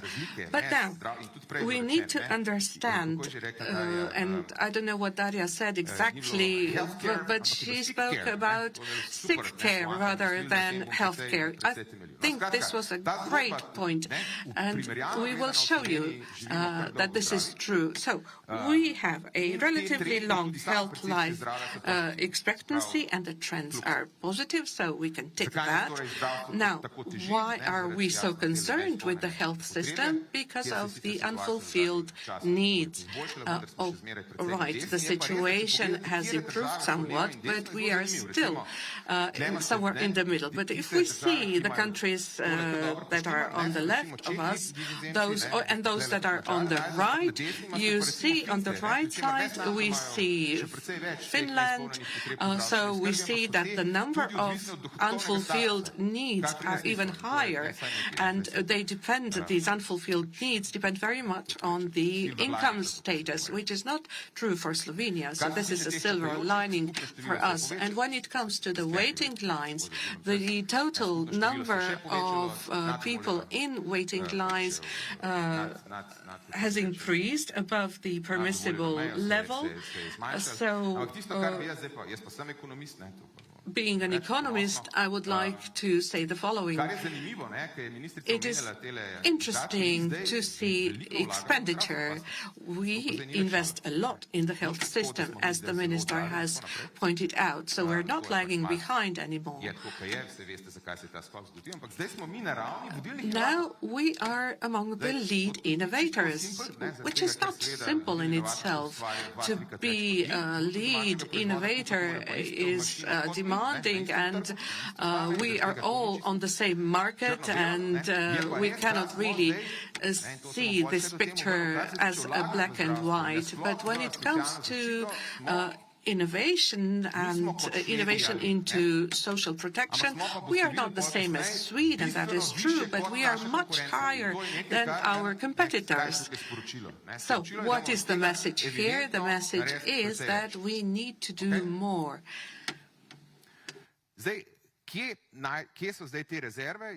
So where are our reserves? And I would like to do away with some stereotypes. So now we are slightly below the EU average. We are slightly lower than the lead innovator, but we are much higher than our competitors. And when it comes to cure, when it comes to sick cure, we are extremely good. So we are now on par with the leading innovators. So our healthcare has achieved a very good breakthrough. So this is also related to the understanding of the broader understanding of the health system. Once you are sick, it is difficult to enter the health system, but once you enter the health system, you will receive a very good care, which is a complete opposite from the educational system, where it is very easy to go in, but then the results are a bit desirable. So from the point of the healthcare system, this is not a poor starting point. So in the sick care segment, we have achieved major progress. And this is correct to say. This accelerated investment is then having a certain impact. And now, before I move to other topics, I would like to now touch on the link between what we've seen so far, the healthcare system, the labor market, and how these challenges need to be understood in relation to demography. Last year at IMED, when we were already publishing our reports, we tried to add some keywords that would grab the attention. So we introduced the 3 A's: activation, automation, and attractiveness. And from last year, I also gathered that the sequence of these A's also matters. So I would like to start with this one. At the time where every individual counts, where there are more jobs than people, we need to know that we need to open and release as many people as possible so that we can continue functioning as a society in the noblest meaning of the word. I'm also here thinking about the nursing homes, safe society, because there will be fewer and fewer of us, more and more of us will be old. And by the way, if you see this forecast and projections of people in 2100, there will be 180,000 of us older than 85 years. But what is very important for today is that we need to automate everything. It can be automated, and we should adapt our functioning to that. And if we see our structure of education, we see that we have many more people at the secondary level and and less people when it comes to the higher education. So, in this sense, we need to understand to whom we need to be attractive. Of course, we'll always need people who are less educated, but what we need to focus on is to automate whatever we can and then complement that so that we can realize our vision. Now, let's move on. If every individual counts, then it's key for us as a society to function in a system that will activate everyone it can. And we say that our employment rate is at 106%, and there's nothing much that can be done. And last year, also IMED highlighted this as a problem, but now we are focusing more how many reserves there still are among young people and people with disabilities, etc. But here you have the direct link to health, because in defensive terms, we need to make sure that people will be able to work as long as possible and as much as possible. And this graph shows you the scope of absenteeism, the lost days per year, per age segment. And here we can see how beautifully these two graphs are interlinked. See how if people drink more and eat more and enjoy their lives too much, then this graph will be steeper and steeper because they'll be older and older. So this is the most defensive justification of what we are trying to say. Secondly, as a society, we need to provide for stimulus so that everybody will be encouraged to contribute. And then thirdly, that is perhaps even more important, is that what our report says this year is that we need to move from implementers to creators. This is why I dislike this defensive mode, because we need to stay healthy so that we can work more and more. No, if we want to make this jump and if we want to utilize all these opportunities from digitalization, not only in the business sectors but in all other subsectors, then we will need to change our contribution. The robots, the machines, the generative AI will do more and more, but we will need to add other things to that. And that requires inquisitiveness, systematic thinking, creative thinking, out-of-the-box thinking. And this is where I love the link with health, because if you want to have a person who is thinking, is creative, they cannot be really unfit, just as me, who goes jogging once every 3 weeks, if at all. No, if you want to have people who will be creative, they need to be satisfied, and they need to live in environments that are favoring that are nurturing that. So this means that you need to be healthy, you need to be cognitively active, you need to be full of energy. So this comes as a package, and we need to understand that we are moving as a society from one system to another. And this second system that we are moving to shouldn't be the story of suffering where we work even harder and longer, but rather that where we will be creative and we will know how to utilize and use our opportunities. And this is corroborated by our data, because the quality of workplaces in lead innovators who actually are following these principles show that they work less intensely, they are more happy with their work, etc., etc. And this is something that we need to understand as society, namely that this step forward should go not in the direction that we reduce our suffering, but rather that we need to introduce these changes so that we lead better lives tomorrow. And I will conclude as to in which ways we can search for these pathways, also touching on the health, pharmacy, etc. But just before that, 2 jewels as regards the state and the role of the institutions. We are very much speaking about the strategic governance of public institutions in our report. We heard very beautifully how we live in insecure world, but there is an index that measures the strategic nature, the strategic approach to managing the public institutions. And here, Slovenia stands firmly. How come? Well, this coordination.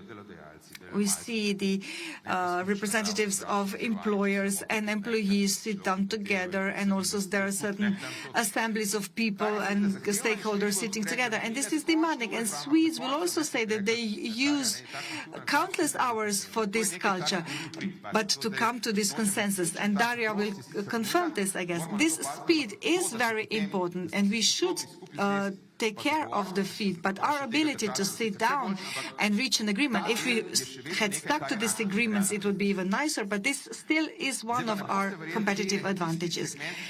And now you won't believe where we are really doing badly. We are doing really badly when it comes to action based on data and analysis. People will look at the poll predictions, some others will speak to other polls and pay attention to other polls, but this is not strategic management. Strategic management implies that you have to tackle things strategically and systematically. And this is the wake-up call that we need to do also when it comes to health and public health, before we understand that the trade unions are in continuous conflict with some other stakeholders isn't possible and positive.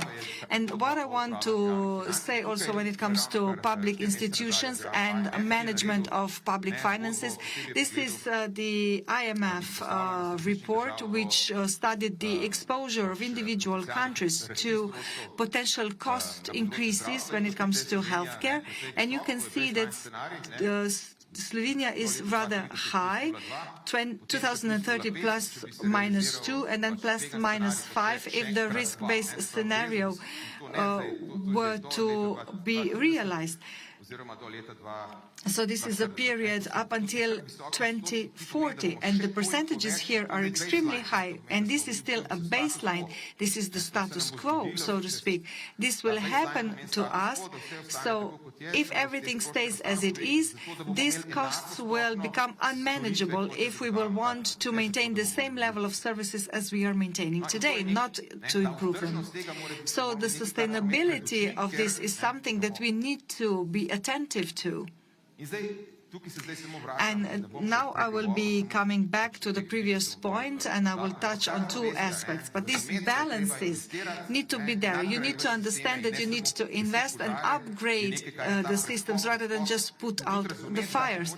And we need to understand that if we want to continue moving this cycle forward, if we want to invest also into the future, then this also is true for the state budget, where we are rather critical.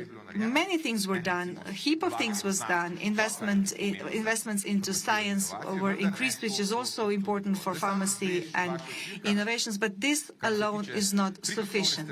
When it comes to the revenue side, the social contributions revenues are growing, and this is not good in the long term, because our share of revenues in the health insurance purse from these social contributions is highest, and demographically speaking, this is not good, and such budgets are less resilient, and we see that also on practical terms. We very often speak of the tax wedge, but the tax wedge is not the only aspect that should motivate us to consider what we are doing on the public side, on the revenue side of the public finances. But then I should also say that investments into healthcare were increased, and we have to call spade a spade. And this is not just due to salaries, but also due to the investments in healthcare themselves. And of course, basically speaking, this is positive, particularly for this audience here. But I think that at the same time, we need to say very clearly that comparatively speaking, when we speak about social contributions, social insurance, our competitors are investing much less. I'm not saying that this is perfect, but Visegrad countries are investing much less, and the Baltic countries even much less, by 6 percentage points less. Now they're investing a lot in defense. But at the end, we need to decide how many seeds we will set aside so that we can sow them in the future. And these type of considerations are not really at the forefront. So, to note, positive progress has been made when it comes to healthcare. So the healthcare expenditure is the third segment that has increased the most since the previous 4 years. So the data confirm what the minister was mentioning earlier. So the key question is, if this is so, I'm not saying that we shouldn't be increasing. I'm just trying to see whether we are reaching the ceiling or not. But I'm trying to say that the increase has been made, and I dare to claim that the ambition for tomorrow or even for today should be that we generate much more and that we reap many more benefits from these investments. So here I will turn to economy, and I will not explain why pharmacy is important to Slovenia and that there is a national consensus that this is a leading industry in Slovenia and an important industry for Slovenia. And IMED is a natural ally to the pharmacy industry. But what are our competitive advantages? We have a significantly high share of innovative companies. The quality of healthcare has started to increase much more quickly after we started to invest it. And our comparative advantages also include human resources, now that we also took some wise decisions as to what programs we are opening and what faculties we are opening.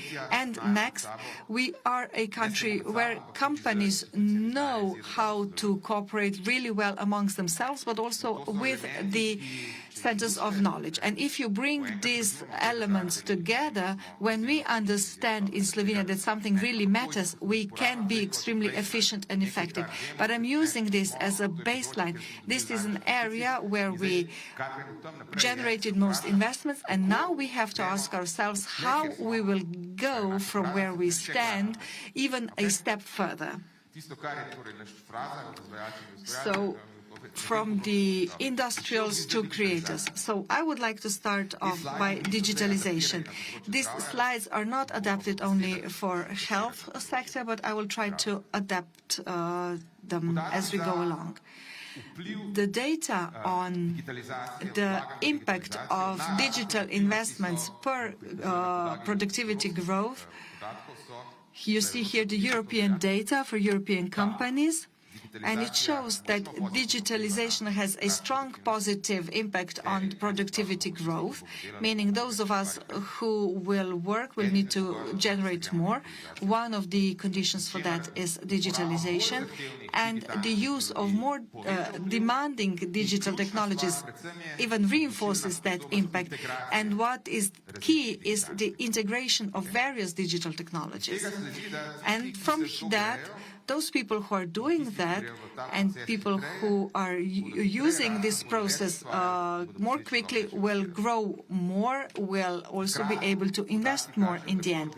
And at the same time, data shows that those companies who opt for greater digitalization, 80% of them are not able to translate this positive impact into their business results. So it's not only important that we decide to choose and that we opt for digitalization, and healthcare system is the best example of that. It also very much matters in what way we are doing this.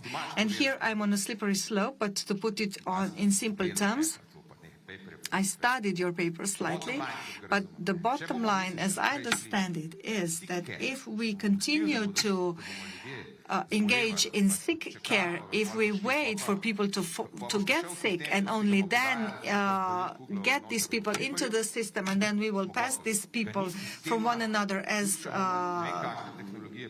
we do with flippers, then we will not be able to sustain this system. So this should be our wake-up call. We need to upgrade this system and tackle it in a comprehensive manner. We have had the Ministry of Health for many years, and I think that this is important because we don't have the Ministry of Healthcare. So you are the ones who usually explain these things to me, but what I will try to do now is to return the ball back into your court, so that if we want to understand how this can be done, we need to understand how we will digitalize our system in a positive and effective manner.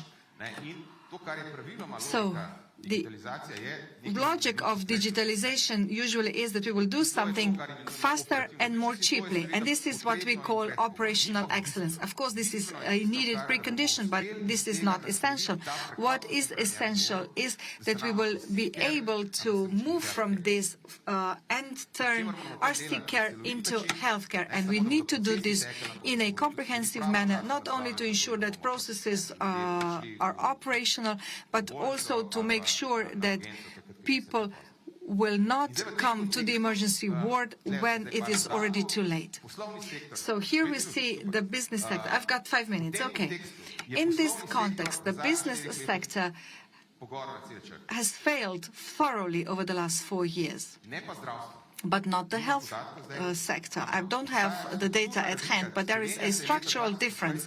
In 2020, Slovenia decided to not support the digitalization of companies, or only support them at a minimal level. And that is why our business sector has really failed. We are 24 out of the 27 countries in these terms. But we did decide to invest into the digitalization of health sector, and I think that this serves as a basis that we will be able to move even more ambitiously and more quickly into this direction also in the future. And now what is key for understanding digitalization is this. What is the main characteristics of the companies that are not successful in introducing the digitalization process?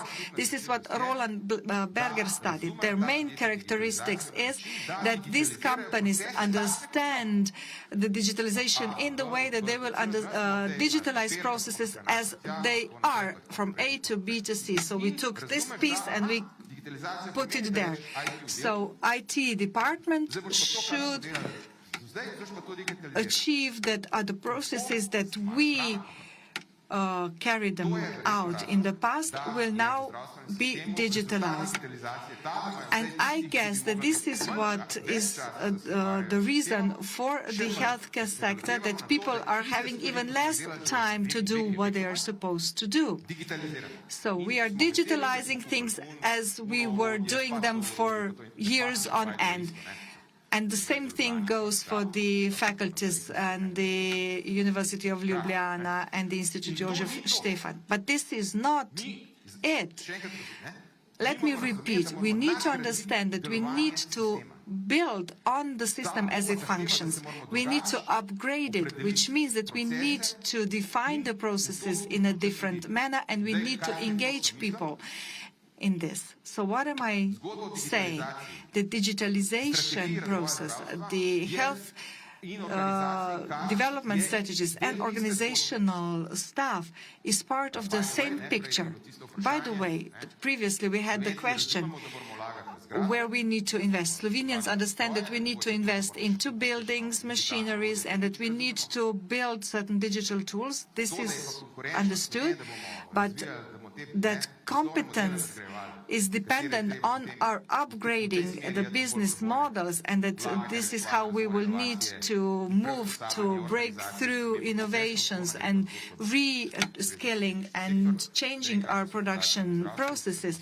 This is not easily done, at least not in the general business sector. I'm not sure if this is also true for the health sector, but I am sure that there is still room for improvement.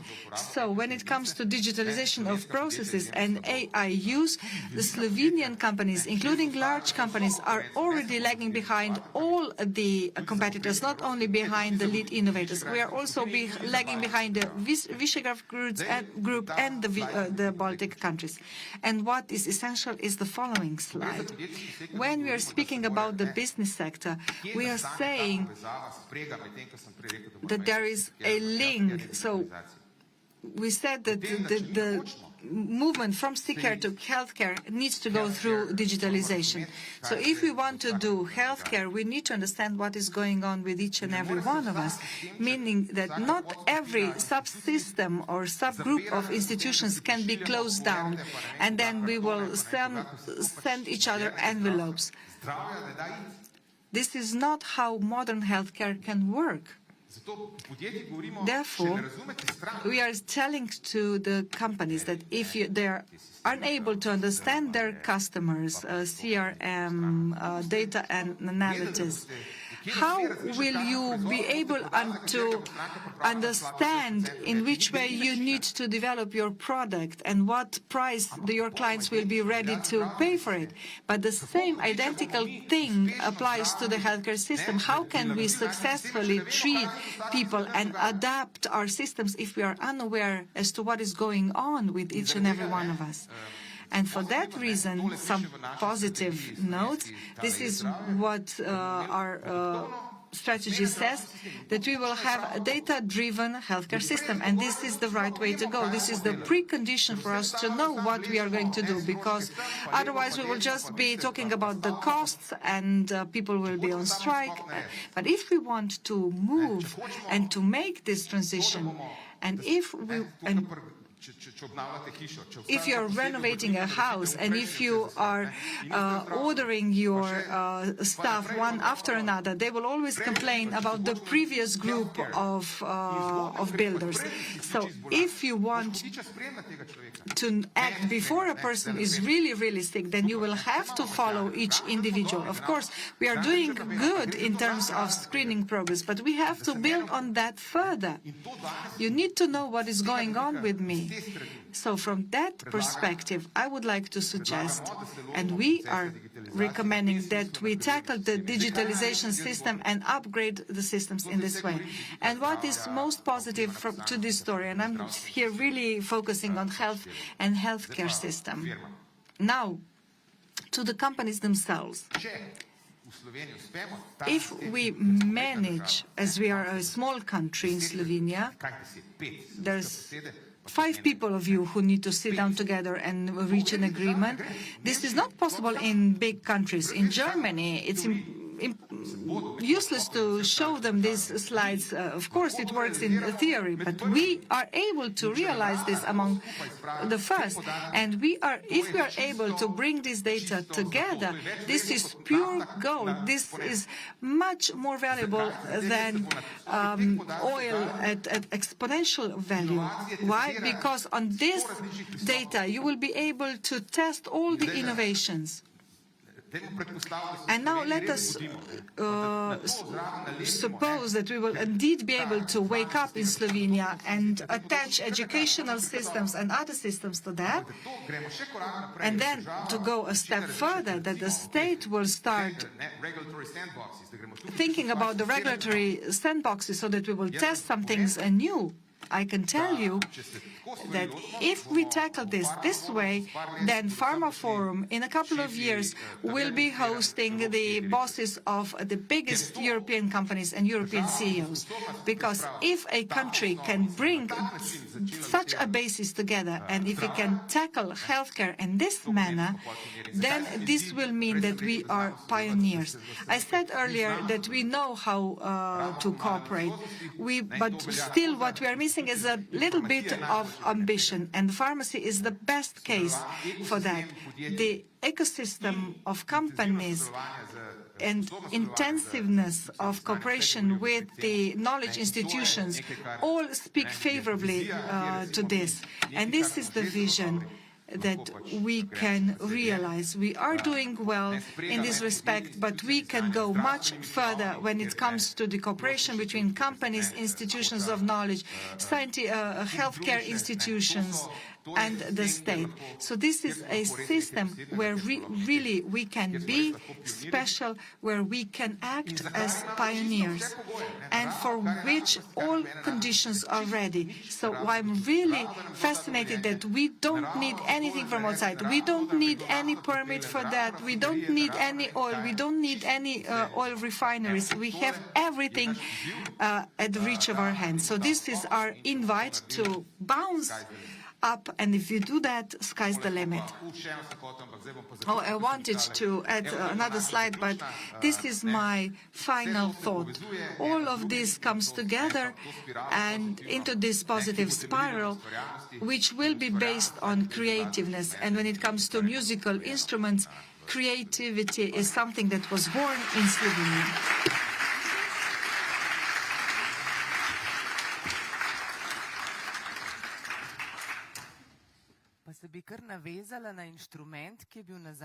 Right, let me refer to the instrument from that final slide. I'm sure we are all familiar with it. It is a flute from the Neanderthal times. Do you know where it was found? In the cave called Divje Babe. It is near the place called Reka near Cirkno. It is also where I come from, a pure coincidence. And Dr. Forstner said that we have it all. And we've been talking about how we need brave individuals. Well, maybe we need some wild women, which is really the name of the place where this instrument was found. Maybe we need them in order to have a bright future. I will not comment what Mr. Vosner has said, and I will not attend his tutorials over the next 14 days. But let us continue with the metaphor of music. We often hear that health is cost. Now, today we are trying to turn this thinking around. It is health is something that drives our resilience and economic growth. And if we want to protect our future, we need to invest in health as our most important capital. And today we conclude our lineup of keynote speakers with an insight that places health at the very heart of the economy, Once again, I invite you to use the Slido app, and your responses will serve as a mirror of the current mood in this hall for the professor. So, the question is, closely connected to health, is that labor, education, finance, environment, or all of them? Torej, katero področje politike je najtesneje povezano z zdravjem, je to delo, izobraževanje, finance, okolje ali vsa navedena področja? Ne bom rekla, vaš odgovor je pravilen. I will not say your answer is correct, because there are more correct answers, not just one, there are several. So take a few seconds to provide your answers, and as has already been said, your answers will serve as a mirror of the current mood in this hall. So we see that all of them is the answer that is taking precedence, and this is also something that we will cover in the next lecture. Today, our next speaker is Dr. Denis Oswald, founder and executive director of the Welfare Institute. He works on the international stages, from the United Nations to the European Parliament, and today he will speak about macroeconomic insight. And what Thank you very much. It's a great pleasure. The floor is yours. It's really tough, right? More than 2 hours without a break, and now you have to listen to me. But I will hurry up. But I have good points with me. So thank you for the great previous speakers. I never thought about being a flexpert. I always called me a duck. I can swim a little bit, I can fly a little bit, I can walk a little bit. Why? Because my scientific background is I studied business administration and mechanical engineering. I did my PhD in economics and my full professorship in health economics. I don't want to show off, but I can understand everything and nothing, right? And this helps a lot, right? Because you don't need to be a narrow-minded expert. If you want to have impact, you need to combine knowledge, right? And this is the most important point, what I think. And coming back to Dasha, I would love to see value in health as a macro trend. And I saw this as a 70%. Do you think that all the other policy areas also think about the same numbers? They don't care about health, sorry. A minister of finance who still thinks that health is a cost factor, what will he do? He cut costs. And the scientific community, I just flew in from Philadelphia, from ISPOR, US. We are talking about broader values of health investments. We have wonderful publications. All the experts, they are publishing and publishing and publishing, but nobody cares. We have, and this is the reason you mentioned, we need to have a value-based framework, right? Yes, we need to have an impact framework about a macroeconomic return on investment, a macroeconomic ROI. We need to create evidence, and the evidence is in place, or you can create the evidence, so that you create evidence that political decision makers out of the health bubble make smarter decisions and see health as a macroeconomic business case. And this is also trust building point, right? How do you build trust also as a pharmaceutical industry? With evidence. And this is the most important point. Let me start with my presentation. First of all, we all need to foster the paradigm shift that health isn't a cost, but a driver of growth and employment. Within this room, within our community, everyone agrees, right? But this is a problem. We are convincing ourselves, even though that we are already convinced. I instructed my team that I wanted to have 5 meetings or calls with important people every month which are not interested in health. Talk to the advisors of your prime minister, or talk to the advisors of the ministers of labor or the ministers of finance. We need to listen and learn what are the arguments which are most compelling. I would say we don't even have described what's the real problem. You mentioned it, right? If you forecast somehow with the demographic parameters, what are the potential costs of illnesses in 10, 15 years, then we need to reinvent the wheel. We need to act now, because it will be so costly.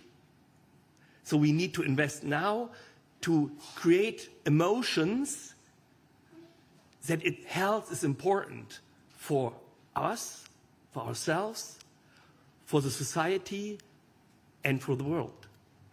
And this is what we need to do.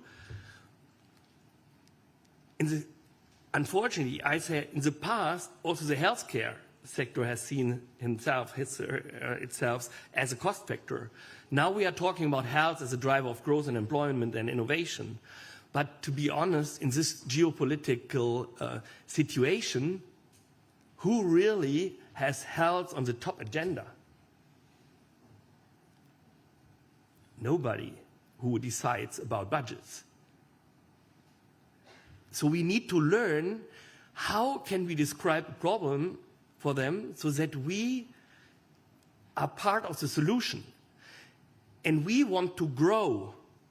G7, G20 countries, we need to have growth to get more fiscal space. And how do you create growth? Very simplified, as a macroeconomist. You need to have technical progress, capital, and labor. If you don't have healthy people, you may need to compensate the factor labor via technical progress or capital. So we need to think that health is a determinant of the growth pathway of a country. And therefore, we promoted the health taxonomy, an impact framework on the G20 level, and I will come back to this a little bit later. This is the most recent paper of our institute, and we point out in this paper that the ROI is measurable, is quantifiable. If you measure it, you can shape it. And within this calculation, it's a top-down measurement. Just another joke. If you like clinical trials, if you are an HEOR guy, have you ever tried to convince the Minister of Finance with the outcomes of this clinical trial to give you more money? He don't care about it. He don't speak the language of health economists, right? So we need to translate it. And we need to show in this return on investment assessor that other areas benefit from it. The labor market benefits from it. Technology will benefit from it. Infrastructure will benefit from it.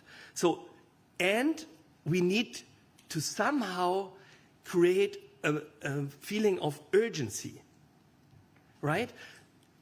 They don't see urgency to put health on the top agenda. So we need to find arguments why it's important to act now. And these are the costs of inaction, which we need to quantify. That was my most favorite day in my life. Since 15 years, we are calculating on behalf of the Ministry of Economic Affairs in Germany, how is the economic footprint of all our health investments? And I loved it to hear that your Minister of Health also quoted the GDP impact just due to health expenditures. And our Chancellor announced end of last year in a very known newspaper, healthcare is the fastest growing sector of our economy. We always view healthcare policy and as a cost burden, rarely or never as an opportunity to create value in our own country. Why? Because he got to know over years and years, and also Angela Merkel got to know previously, and Scholz as well, that it's the biggest sector in our country. 12.5% of GDP is created. And just another point, the payer side in Germany or in other countries, they will always say, we have to pay, in Germany, it's 1 billion a day. And I say to them, but the GDP, you are creating more than 1 billion GDP per day. Even if we would waste, and we are wasting money, in every single healthcare system, you're wasting money. But in the end, it's translated, it's a one-to-one, the direct effect, economic effect is the same. We need to get much more efficient, and we should maybe invest smarter, but there is an economic effect on our society in economic terms. And the healthcare sector, that's the most important, you need to compare the healthcare sector to other sectors. 7, 8 years ago, I promoted this data and was invited from Angela Merkel. And I said these numbers to her. And then I said, only the healthcare industry, so biotech, medtech, and pharma, creates more jobs than the German automotive industry. Today it's easy, but 7 years ago, it was an eye-opener. It was really an eye-opener. And she was kind of, oh, I didn't know that. And then she asked a very good question. Ms. Oswald, what shall I do? Shall I invest more or less in health? And what does it mean to the society and to my voters? These are questions we need to answer. And you can't answer it with a clinical trial, a budget impact analysis, or whatever.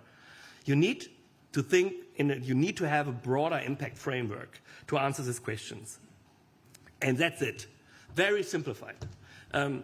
We prepared this, we published it with a colleague from Harvard.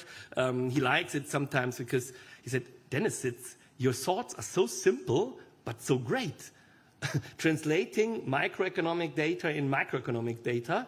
And the first step is, in the impact framework, first, you need to quantify the economic footprint. Every expenditure creates growth.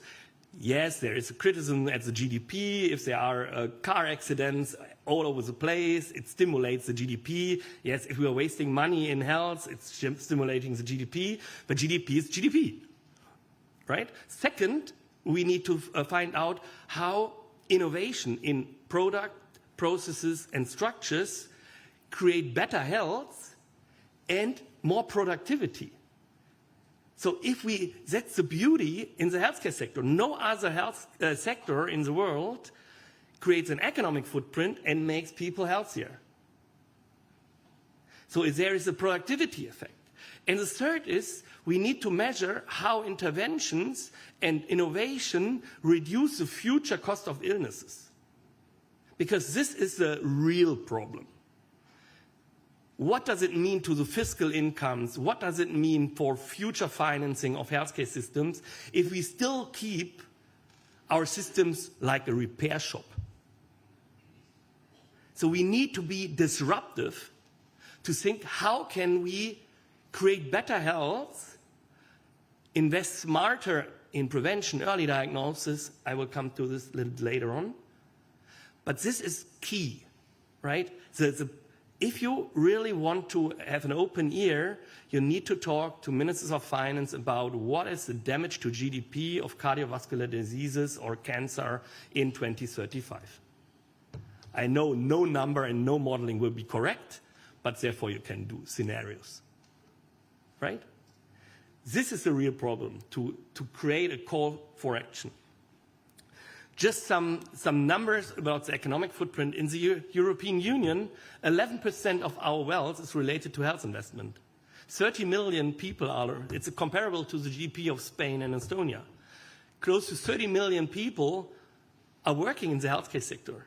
It's comparable to the entire labor force of France. So we need to understand that we have, on the one hand, a sector, and now we need to somehow shape the sector that we improve health outcomes with smart innovations and investments. This paper was published in The Lancet, and I'm really happy about it. It's again, a very simple approach For the first time, there are a lot of economic footprint analysis. If you invest in a production site or in infrastructure, the associations usually tell you, okay, if you invest 1 billion, then you get 800 GDP contribution, and indirect and induced effects sum up to 1.5, and you have a multiplier of 1.5, right? Smart investment. Here, we took an investment in HPV, an HPV vaccine. So if someone buys in the United Kingdom this vaccine without using it, it creates a higher return on investment in economic terms than it costs. There is a positive ROI buying a good in UK. Why in UK? Because they have a production site there. So the multiplier is 1.84. And this is a new thinking that the return on investment impact framework starts with the investment in something, right? And now and then taking this HPV example, you need to measure if the person is vaccinated, what is the reduction of the future cost of illnesses, what is the impact of productivity because they don't get ill. And therefore, you can measure it based on, as an example, I have 2 examples with me of drugs, innovative drugs. You have the clinical trials. You have clinical trials with different health outcomes. You need to translate these health outcomes in terms of productivity. You can measure productivity, and you can also measure unpaid activities, because some innovations are for elderly people, and they are even more important if we are talking about broader values. Think about caregiver burden and so on. So we need also to take into account unpaid activities that maybe mothers, grandmothers can take care of their kids or nephews or what else. So you can translate it, and in the end you can make an ROI assessment on this. And this was a study published after the talk with Angela Merkel. That was my answer, how I understand politicians want to have information. One drug introduction, if it gets introduced, it can save 110,000 life years in comparison to the standard of care. And this 110,000 life years create a GDP contribution of 2.1 billion. That's the number they deal with numbers, right? Most of them, they are accountant. And you can also measure an institutional footprint. These are numbers for another drug in Japan. So you can scale it up by drug, by disease area. That's not a problem. And to describe, that was the second layer, that you can measure really what is the gain of health outcomes in productivity in GDP categories. To describe the problem, you also need to see what are the most important disease areas. As an economist, or maybe as an accountant or a consultant, if there is a problem, I would like to know where is the problem and how difficult is the problem. And so we need to measure also what is the impact of different disease areas in GDP. And this is really crazy, honestly. Depending on the modeling and the assumptions, in Europe, cardiovascular diseases create a social burden today of 4 up to 5% points of the GDP. That's, in my opinion, a problem. We want to grow in Europe. We're thinking about green transformation. Why don't we do green bonds? Why don't we think about a health transformation and health bonds? If we can somehow prevent parts of this cardiovascular events, then it's on the other hand grows because the people keep healthier, right? So we have a really great opportunity of disease prevention. Coming to cancer, it really, and this is what we are discussing in the scientific community, we are talking about human capital, workforce productivity, caregiver relief, innovation, competitive and resilience, and fiscal and societal stability. So if we are talking about a return on investment assessor, I don't want to decide in the end, but I want to create evidence that political decision makers have a fundament to take better decisions. And it's always then a democratic process. But just want to highlight that once again, the cost of inaction in health are really the most important one. Nearly 50% of the economic burden of cancer occurs outside direct treatment costs, right? We are talking about cancer care in Europe about 150 billion. That's 6 up to 7% of the total healthcare spending. But cancer relates to 23% of deaths in the European Union. 17% is the share of the total disease burden due to cancer. So we need to prioritize what needs to be done. And for me, I would love to see for every single country, what are the major disease areas in GDP, translated in GDP. By country, it differs maybe by country. We did this exercise for Latin American countries, and this was really insightful. I was allowed to talk to the advisor of President Lula. And the result of our study was that 1/3 of the diseases create a damage to GDP in Brazil of 4.1% GDP. And then I said, now simplify it, multiply it with 3, then you have 12% GDP at risk. Now think about preventing or early diagnostics, then you can really increase your growth. And this is what needs to be in the mindset of people out of our health bubble. So it's a smart investment. And if you tackle the problem by disease area, then the next step must be that you analyze the entire patient journey. We always complain, oh, they are thinking in silos, the politicians always think in silos, but we in the sector already also just think in silos. We are fighting for our budgets. I would recommend, we are here in the FarmaForum, right? I would recommend build trust as pharmaceutical industry, point out what is the problem, and provide evidence how you can be part of the solution to solve the problem. And you should be maybe in charge to invite all the other stakeholders so to draw the processes of the different patient treatment and identify how you can optimize this process. Where can we save money in the end? Where do we need to reallocate budgets? This must be the next step. We need to think disruptive. And therefore, you need this evidence. Coming to the conclusions, invest earlier and smart, think beyond healthcare budgets, scale what works, so practice, work and act, measure and align investments. So if you measure it, you can shape it. And you need to measure it on a macroeconomic point of view.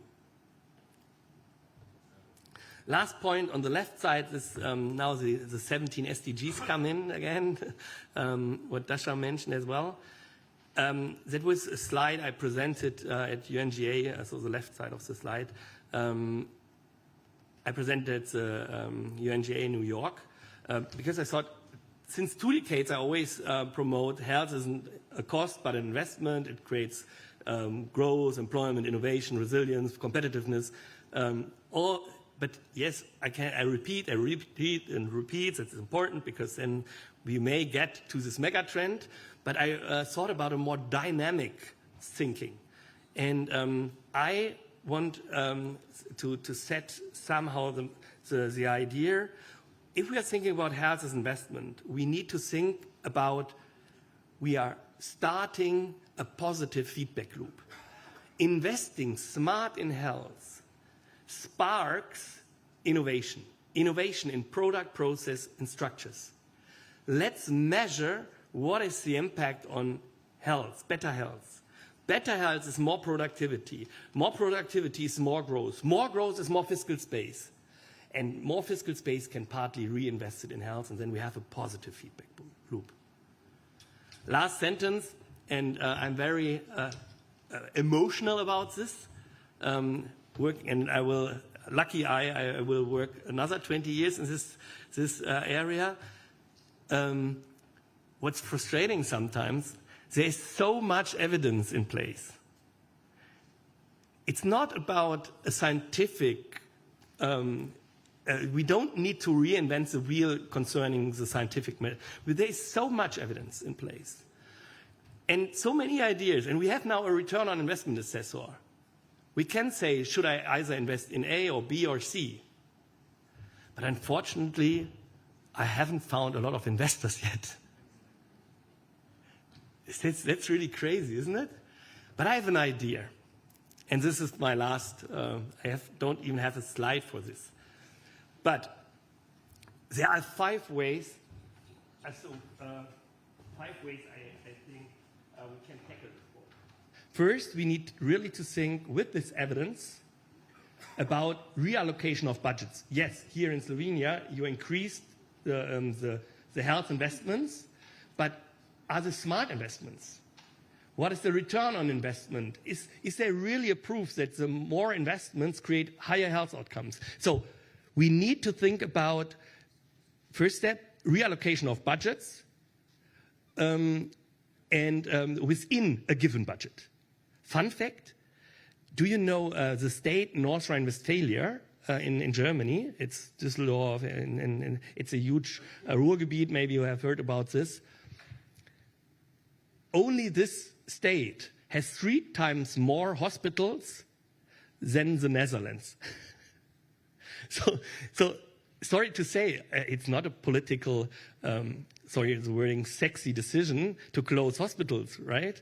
But we need to start to think disruptive, right? And so that's the first step. The second one is we need to find, we shouldn't see the Minister of Health as an enemy. We should think to find friends with arguments next to him who promote that health is a smart investment. So we need to talk to ministers of labor, ministers of economy, ministers of R&D. It must be a tech team, and this is a great advantage here in Slovenia, I think. Third point is we need to think about private-public partnerships in financing. Why do we don't think about social impact bonds, health outcome contracts? So if there's a return on investment, maybe we need to think about innovative financial instruments. The fourth point is, and this is really funny, do you know how much budget is allocated to the green transformation in the EU? 750 billion, something around this. And I talked to EU commissioners, and they say, yeah, we're doing something for health as well. 2.8 billion. So why do I mention this? So we also need to think about, shouldn't the European Union have a vision what to achieve? And that's the reason why shouldn't we implement a health transformation, including health bonds, right? Why shouldn't the development banks, if there is a return on investment which is measurable, why shouldn't development banks co-finance health investments? It's the fourth way. And the fifth, that's the masterpiece. I learned it honestly UNGA 3 years ago, and I made a great mistake. I said, 3 years ago, I said low-income countries should be forced to invest 4 to 5% of their GDP in health, middle income 6 to 8, and high income 10 plus. And then I said a wrong word. Otherwise, the countries should get downgraded in their rating. Silence in the room. What does it mean? That every single country in the world is highly indebted. And if they get downgraded in their rating, then it's harder for them to refinance their debts. It's much more expensive. and has much implications to the household. But I'm a person which likes to learn. 2 years later, I said, look here, if you're investing smart in health, you can get an upgrade in your rating. And this is maybe a mechanism to get ministers of finance on our side.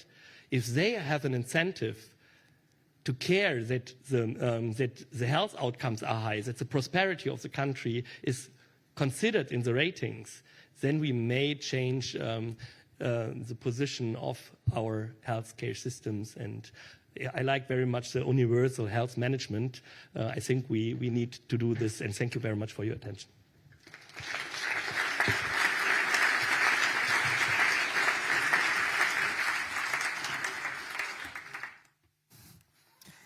Hvala lepa vsem spoštovanim govorcem. Veliko ste nam dali. All distinguished panelists, you gave us a lot of food for thought. But as health truly is wealth, and if it really is our choice to make, who is up for a break? But we do know about the future, so we will meet here at in half an hour precisely. Agreed? So in 30 minutes.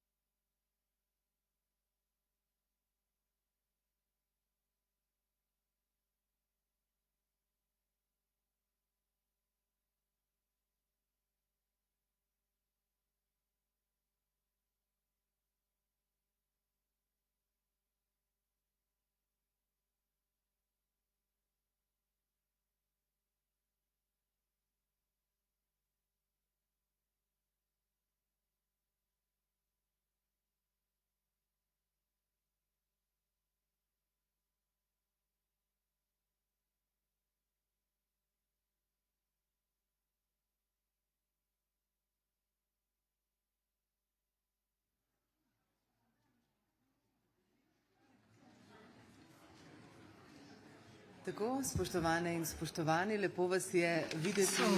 and gentlemen, dear guests, it is nice to see that you have stayed in so high a number. We were able to hear many exceptional insights, and now it's time that we bring all these threads into one general discussion, one precious discussion. Healthcare is a precious system that you must protect through innovation, but also through wisdom of the community. And therefore, I can invite our exceptional panelists to the stage who will explore answers to the question of how to hold the fate of our greatest asset, our health, in our own hands through various perspectives, from medical and economic to systemic. And I'm leaving the mic in the hands of Petra Jovančić, Executive Director of the Manager Association.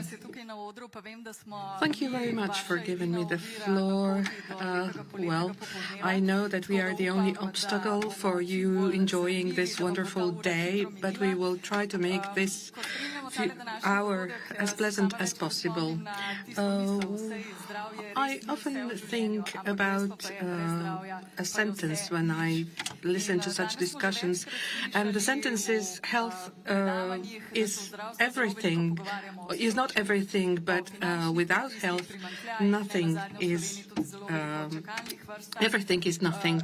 When we talk about healthcare, we almost always talk about costs, about deficits, but I'm very pleased that today we are addressing the issue of what is the cost of poor health, how much is being lost due to absenteeism and the gaps in the system. And we've heard today that we are also very good in certain aspects. So we need to ask ourselves whether Slovenia, considering the aging population, can afford not to treat health primarily or at least partly as a development investment.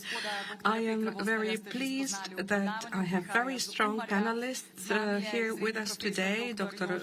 Peter Postner from IMAD, then Professor Dr. Jože Samt from the Faculty of Economics, Mr. Ljoljo, Director General of the Health Insurance Institute of Slovenia, Dr. Andreja Jaklič, that you have heard already this morning from the Center for Diplomatic, Economic and Legal Studies from the Faculty of Social Sciences. Then we have Professor Dr. Milica Gregorič-Kramberger, Associate Professor. She is a medical doctor and heads the Center for Cognitive Disorders from the University Medical Center Ljubljana. Then we have Vlasta Mežek, Director of the Directorate for Accessibility and Economics of the Ministry of Health. And last but not least, Mr. Mateusz Frangiš, State Secretary from the Ministry of the Economy. So let's start with the fundamental question that health is important, as well as investment in health. But are we serious when we think and talk about health as a factor in development? So we'll start with Professor Jaklič. You have already mentioned that investment in health is really important due to competitiveness, productivity, and integration into global value chains. So I would like to ask you whether you are aware of any indicators that reflect the link between health, innovation, and competitiveness. Is there really a connection between all these factors? Yes, there are more and more such signals about this interconnectedness, and they stem from different studies. Perhaps I can mention a few, because these are signals that we cannot ignore. I'm talking about studies about innovativeness and competitiveness. We are really following such studies closely, and they speak about the importance of human resources and infrastructure. And Peter has already indicated these connections. And here we see very strong correlations with competitiveness. We are slightly less familiar with direct impacts and their distribution. So this is the first set of studies available, so competitiveness and Innovativeness, we are familiar with the correlations over 0.7, 0.8. There is a very strong correlation with the competitiveness per capita, of GDP per capita. And we are also familiar with innovation leaders. We see that innovation leaders invest a lot in human resources and the system of infrastructure. This is very clear. We have also made data envelope analysis recently, and we saw where we are lagging behind and what the best countries do that we don't do. We see that we should increase investment, but that is not the only problem. We can do a lot with the existing resources, and we see that health is an input which influences all elements in the value chain and multiplies everything. So if we don't invest in good health, and then we work less, the investment has less impact.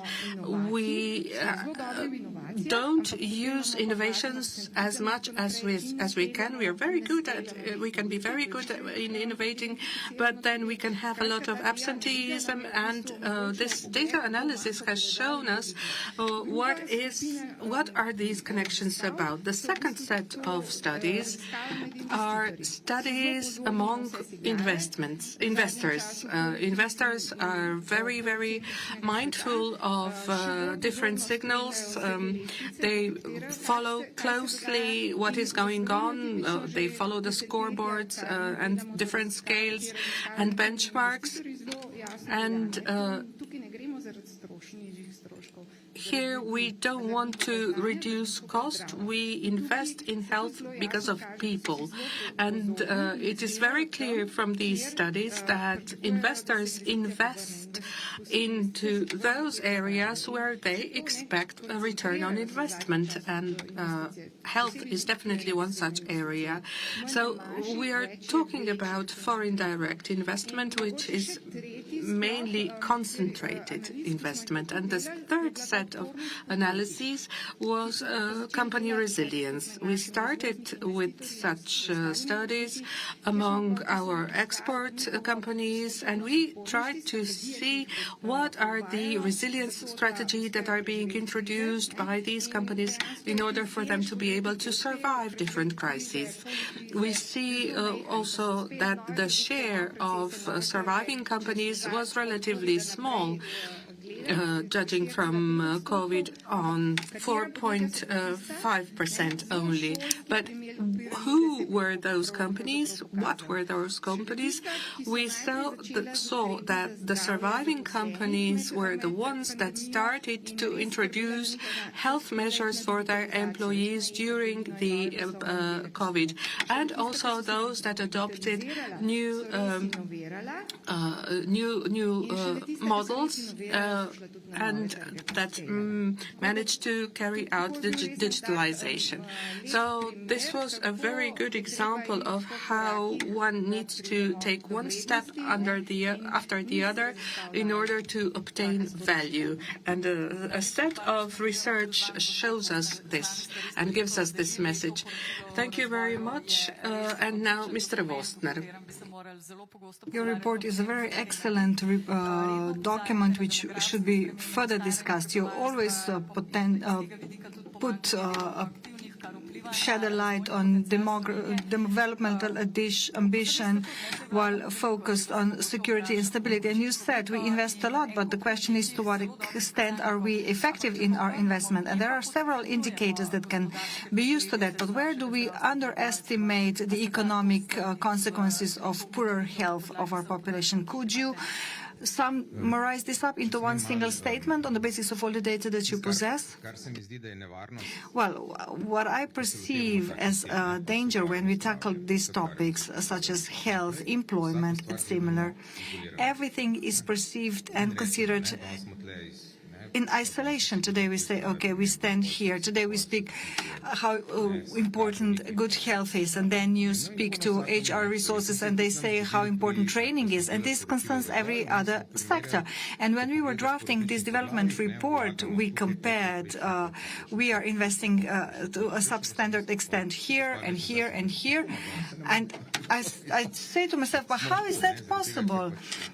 How are we able then to survive? Okay, we do collect taxes, but that's not enough. I would like to emphasize two things, actually, to evade your question slightly and your challenge.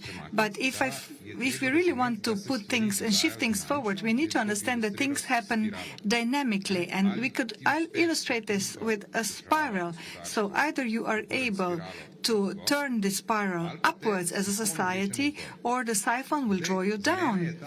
And for me, the health story is just one stone in this mosaic, to be really, really strict. So let's say that from now on, from tomorrow, from Wednesday, we will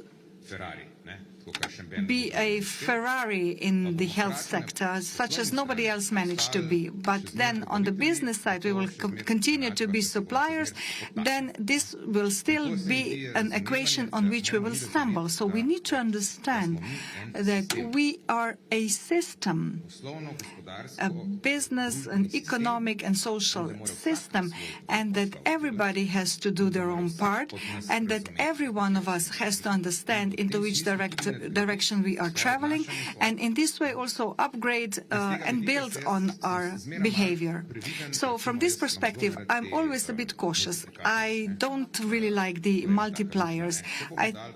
It's always abused. They say the one with sport that is most commonly used. Mateusz, I'm challenging him a bit from the ministry. So if we invest €1 into sport, this means that we will yield tomorrow €1.77. This was our assessment. And then I'm saying half jokingly, okay, great, then next year let's spend all our budget on sports, and then in a year next we will have twice the amount. No, everything depends on what is going on in other areas. And that, to me, is the crucial message. Health is, of course, a value in itself, but if we are discussing in this dynamic economic sense, health is one of the links that needs to happen if we really want to play the game. And this is how I would like to avoid your question, but at the same time, the point being that we need to really steer into certain direction. We need to understand that the business sector has to digitalize, and that if we want to do this really, then this has to be supported by training, but also by the fact that we as a society take care of ourselves and of each other. And this is our message, and then things will fall into their own places. Mr. Frangish, let me continue with you. In the economy and elsewhere, we have discussed at great length last years how important competitiveness is also for the social well-being, also for the health system and for health investments. I assume that you would agree that if we want to achieve a higher productivity and if we want to move into a business and economy with higher added value, that we need to understand also the health of the nation as a crucial infrastructure. How do you see that the health sector can be pursued as a broader developmental strategy for Slovenia? Thank you for your question, and good afternoon.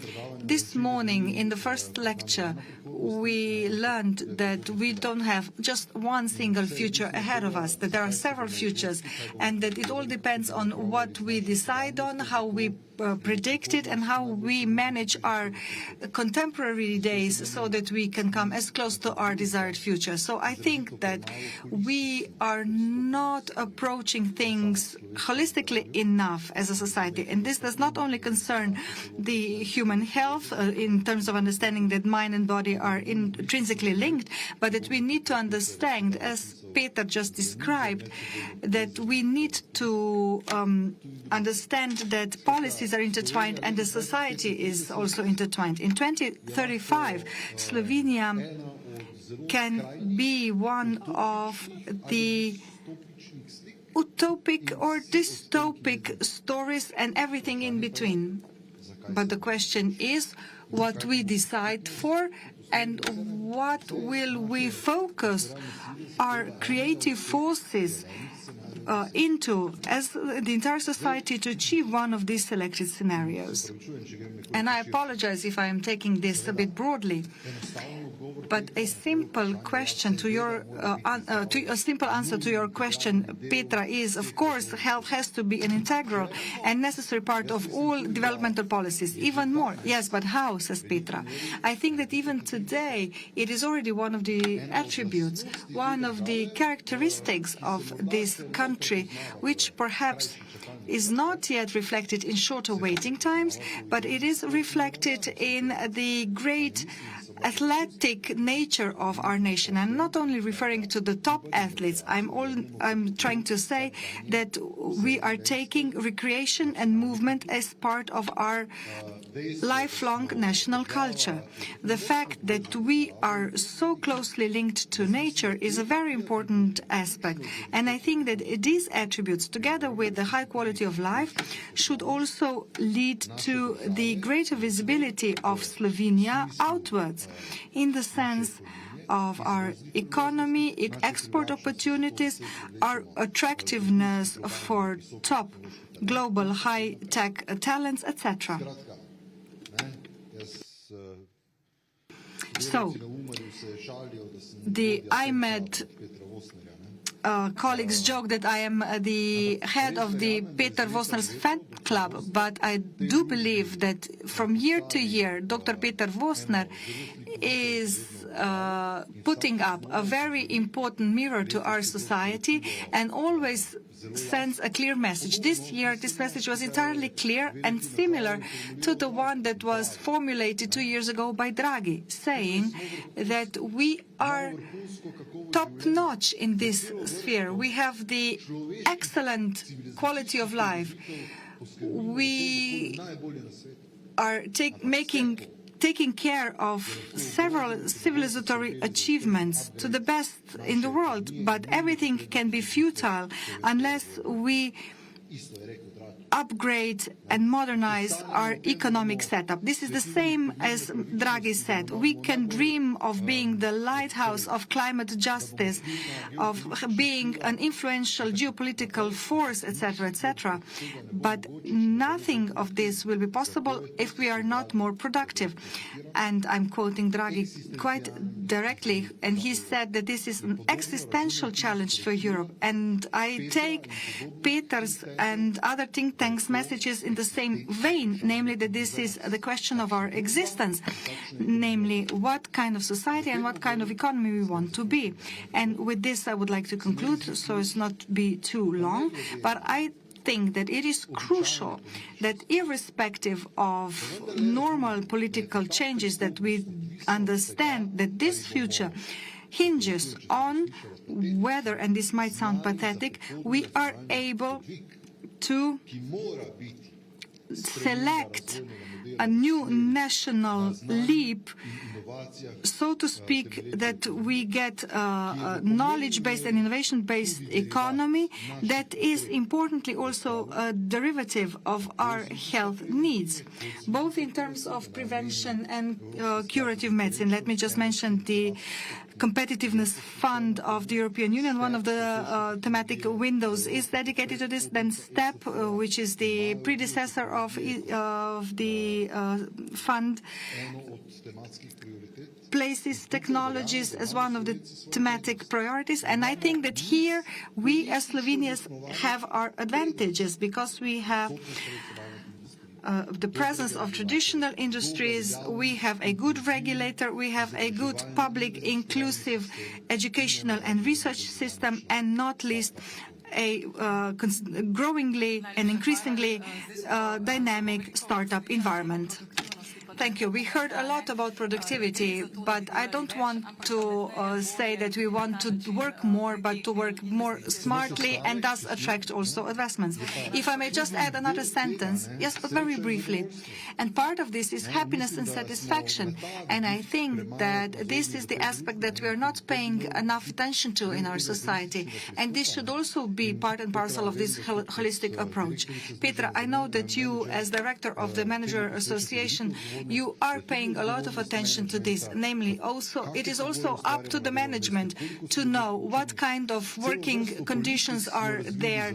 We have designed a whole raft of policies in order for people to be able to give their best at their workplaces. And this does not mean necessarily the most in terms of quantity. Yes, and with that we can come back to Mr. Vosner, that we are all part of this. Let us continue with Mr. Lolio. We were able to hear several times today that health investments should not be considered merely as cost, but as an investment with measurable impact.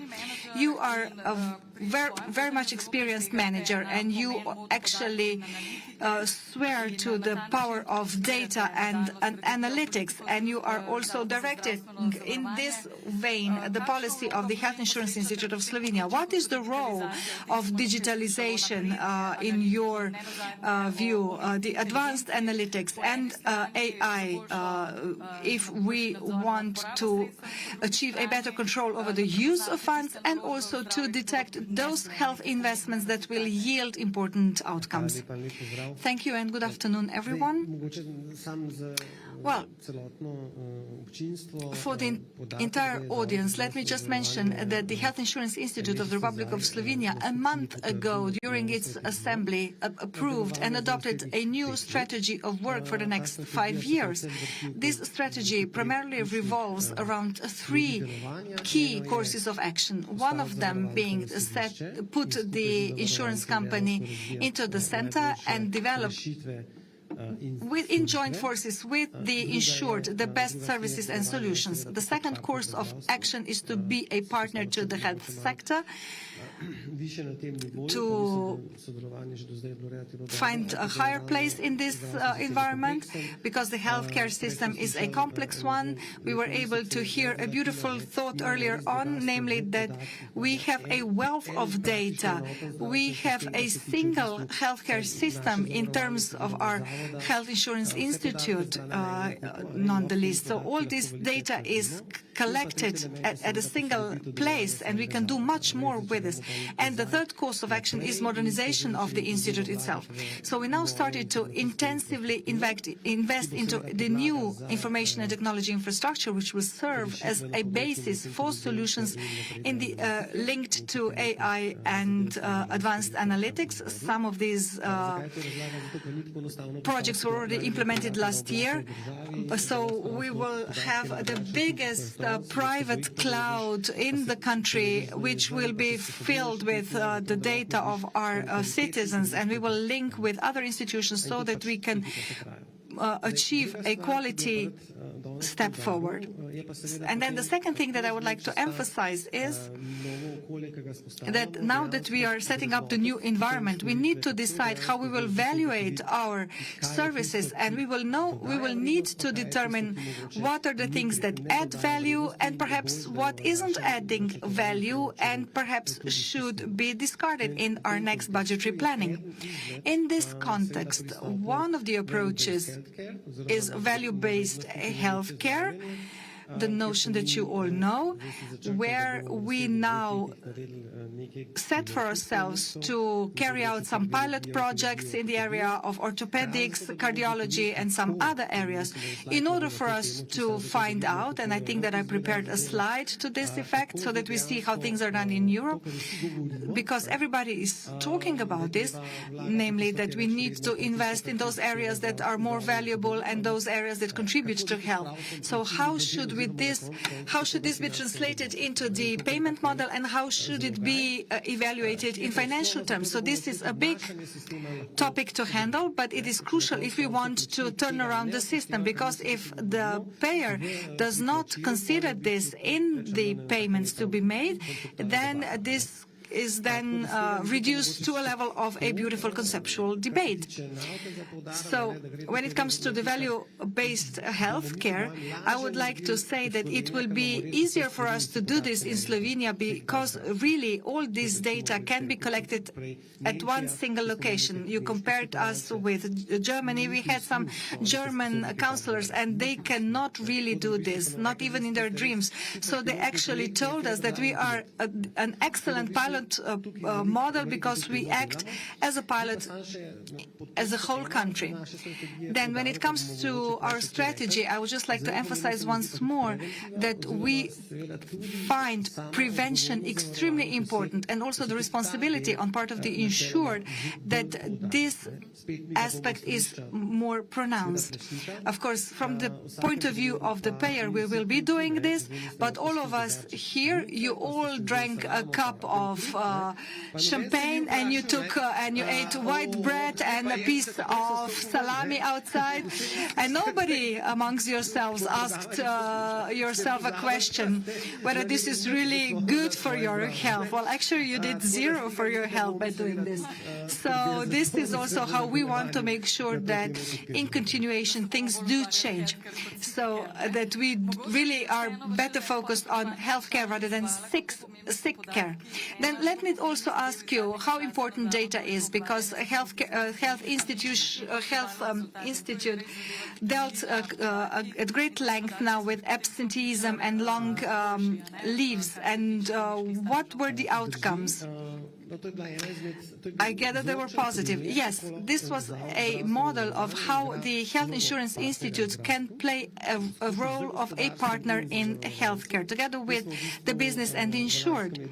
Last year, we carried out several analyses. We established a task force. It was actually set up by the Ministry of Health, the family doctors, and the insured, and we defined the project. We also defined the measures that could be taken, and they were not geared towards any reduction in rights. And then through emergency bills for the we defined the movement regime and set up certain other measures. And the first results of this year shows that the sick leave has reduced by 10 or even more %. Well, actually, the employers actually record even higher percentages, so moving up to 20%. But at our health institute, we brought down the number of sick leave by 10% without any drastic measure, but with targeted measures where we were able to agree on them together. So, Mr. Vosner, we will be able to discuss next year whether productivity grew on that account. Professor Sant, you are working on demography. This is your field of expertise. Demography is one of the greatest contemporary challenges for Slovenia already today, not something for tomorrow. Mr. Vosner has shown us a slide about this. And within the framework of your work, you're also performing very important analyses about the impact of inefficient healthcare. I think you used the example of multiple sclerosis for that. Perhaps you can share your findings with us. Yes. Do we have the slide for demography? Yes. Petra has told me that I can send 2 slides in advance. So this one is the first one. I would like to comment on this graph. We see that the whole situation, the whole system is focusing on the future aging of population in Slovenia. We heard that there are different futures. However, in demography, the existing age structure really determines what will happen over the next 10, 20 years. The low-numbered generations will enter the age of employment. The higher-numbered generations will become retired. and Peter has already shown the trend, and so we will have many people aged 65 plus. These are projections from Eurostat published a month ago. We see that the share from 22% will go up to 30% when it comes to people aged 65 plus. And on the other hand, we will have the same reduction in the number of people in the active employment age. So the demographic challenges are here. They will become even more serious over the next 10 years or so. This will bring forth many problems for the retirement pension system and for the system of long-term care. So much about demography. And my next slide is, well, I will not speak about multipliers, Petra. I will speak about a story that precedes multipliers. I will add multipliers later on. So what are really the costs related to a certain illness or disease? I will take as an example multiple sclerosis, because as an economist, I am interested in direct impacts on the labor market, less productivity, less employment, and so on. So we're not only speaking about this disease, we are talking about an illness that would cover everything in the most comprehensive way. I was always the nerd, and I assumed the same approach here. So if we have a total cost of 63,000 euro, then we see that direct costs amount to 7,600 euro, and this is not the end of the story when it comes to cost. We're talking here about early action, different measures, and we see that there is room for improvement when it comes to savings. Based on reference literature, we try to see everything that is relevant, and based on the data resources, we have a wealth of data in Slovenia. We try to complement this picture together with the survey that we conducted together with the Association for Multiple Sclerosis. And we have received about 16% of answers from 3,500 patients, multiple sclerosis patients in Slovenia. So we see that patients need to contribute some 10,000 euros on top of everything, because this covers everything from long-term adaptation of their flats to some additional treatments and so on. But this is not the end of the story either. We must take into account the value of time received in the form of support that is not really recorded, but is offered by the members of the family, friends, and neighbors. And still, this is not the end of the story. I have also taken into account the value of unpaid household work or domestic work. This is where we clean, cook, take care of our children, help other members of the family, and so on. But then we fail to do that because we have fallen ill. So I have received the value about 45% on average. And if we apply this to the values available, per gender, we see that we obtain a very high amount once again. And if we go back to productivity, so doing more in a certain amount of time, absenteeism, the fact that you had to retire as a disabled person, we see that more people get retirement through this channel than through ordinary retirement. We see that, again, we get another value amounting to about 10,000 euro. Then another question is the value or the quality of life as such. If we could postpone everything, how valuable would that be for you? If in terms of cost this is so-so, then this is not so relevant. But the question about willingness to pay and willingness to accept, we have made a combination of these approaches. We obtained another value, 30,000 euro.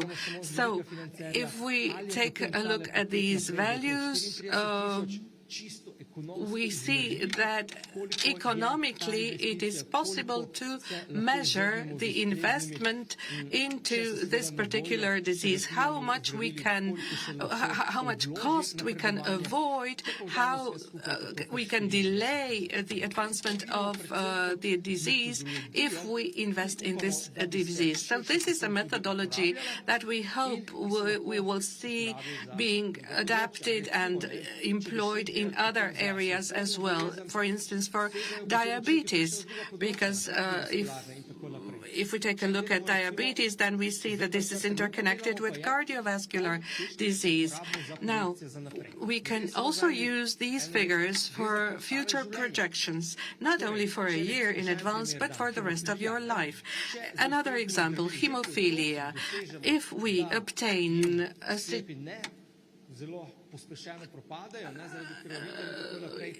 if we see that we can prevent with certain drugs and medicines negative impacts of hemophilia already with children, then this has a huge impact for the rest of the life of that person. So we see that this is the first stage of a comprehensive measurement of investments, of return of investment. We see that we should have this methodology in place, and also we should have bodies and different centers in place, and we should really take into account all categories of costs. Thank you very much.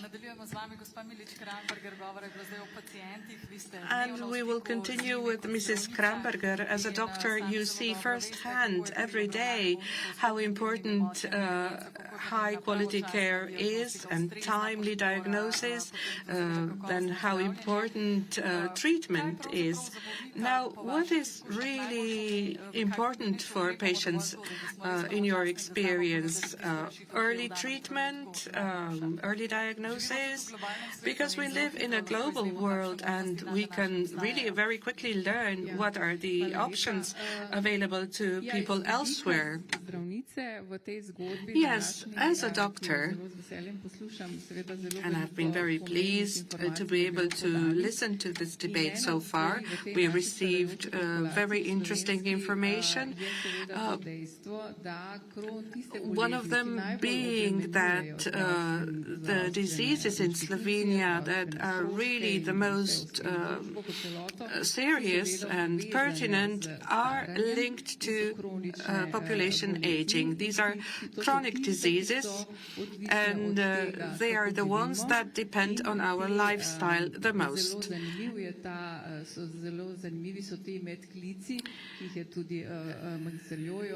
It was really interesting to hear the comments also by Mr. Ljoljo, which type of food we have chosen during the lunch break. So it is really difficult to live a change unless we take this change really seriously. Quality aging depends greatly on our lifestyle, but of course each of us is an individual. That is why each of us can walk a different path, even if we have the same diagnosis as our neighbor. So what is really important? How can we judge what is important important and why it is important to have early diagnosis and early treatment. If we take into account, for instance, cardiovascular diseases in Slovenia, we see that here we have made great advancement because it was established that it is really important that we need to treat high blood pressure very early, although there is still a number of patients that don't receive adequate treatment on time. Apart from that, one needs to take into account that we are here dealing with patients that are in pre-dementia state. Alzheimer's disease is a very diverse state or condition, and it involves several factors. If we are too late in diagnosis and if we apply a certain treatment too late, then the effect of such a treatment is really questionable. It is therefore crucial that we raise awareness at all societal levels, including medical experts, so that individuals referred to treatment, because there are many people who don't seek help at all until it is the problem is really exacerbated, then such treatment would be much more successful, including the drugs that are available in Slovenia and abroad. Such treatment would be much more efficient and much more sensible. Of course, a prerequisite for that is the right diagnosis. If we have a good diagnosis, then we can recommend the most sensible treatment for such an individual. If we have someone who is only a senior citizen and has Alzheimer's disease in a very early stage, if this is identified while this person is still functioning quite well, such an individual is a very good candidate for receiving everything that is available in terms of treatment, to make sure that this relatively independent period of this individual is prolonged, because dementia means not only that these people are no longer employed, but that due to the nature of their illness, they are a great burden for society, for the health system, for their family members. Many such persons do not take medication as they should, and they are then faced with a number of medical issues. So this is a very complex problem. What I see in the clinical practice is a gap, a huge gap between the primary level of healthcare and the specialized secondary level of health care, because there is no intermediate station, so to speak. Once a referral is issued, then the number of these referrals grow. And of course, it is not the same whether you are receiving a patient who has very few problems or someone who is already quite lost and needs a lot of help and assistance. So these problems are very complex, and we are not only speaking about the diseases as themselves, but also about comorbidity. It is very important for the patients also to understand what is going on with them. But what is also problematic, and I really truly hope that in the future we will be able to do this better, and that is the recording of data. We can only improve our work if we have quality data available and if we are able to aggregate these data. Then we can improve our care and our treatments. And although our system requires us to write all these electronic documents, it is still so that the content of these documents is not such that it would allow us a quality analysis. I am maybe perhaps too long. Well, we will go back to that in the future. And now, Mrs. Mierzek, you are coming from the relevant ministry. Oh, you have heard many comments, many suggestions. We spoke about a better investment approach, but then on the other hand, we see that investment exists in the health sector. Now, how to introduce a health policy in our country so that we will be able to monitor the data adequately, because we are speaking about many different aspects here, including productivity. Now, how to really shape the policy of the Ministry of Health adequately? Yes, thank you very much. I must first of all point out that the Ministry doesn't have problems with the monitoring of data, because we get the relevant data from different sources. Where I see a problem is that measures are too often reactive and not progressive. That is to say, are only a reaction to a certain pressure from the public. And when something happens, data are less important because we are driven by emotions. It is important to cut this vicious circle and to shape such type of communication that we can overcome this.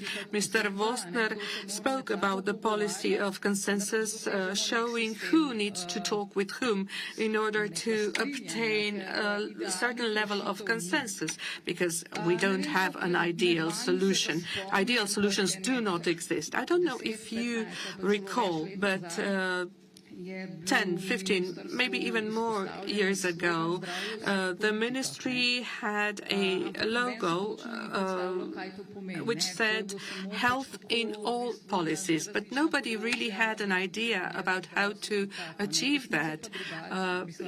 This was not only about promotion. What I see in this logo is, or slogan, is that we should really make an assessment of the impact of health on all different policies. I don't know how many of you read the impact analysis of a certain piece of legislation. Here we are very weak because perhaps one step is being assessed, for instance, cost, perhaps the employment rate, but indirect impact is very rarely taken into account. Here we are really very weak. I will put this quite bluntly. But this is mainly because we are working under time pressure. We are always in a hurry. That's why I'm saying that the system very often only reacts and is not development-oriented. We spoke about absenteeism. Yes, we monitored trends. We saw which was the direction of the data. But this time, but the first time we mentioned that absenteeism is a problem was 6 years ago. I remember a conversation with the minister. So it took us 6 years to introduce any real measures in the system. The system was then obliged to react. And what I would like to point out as well is the problem of communication. Absenteeism was not considered as a problem until the problem of absenteeism was covered by the media. And the solutions were quite well received in our society because people understood why these measures are being adopted. And that's what I have in mind when I speak about developmental issues.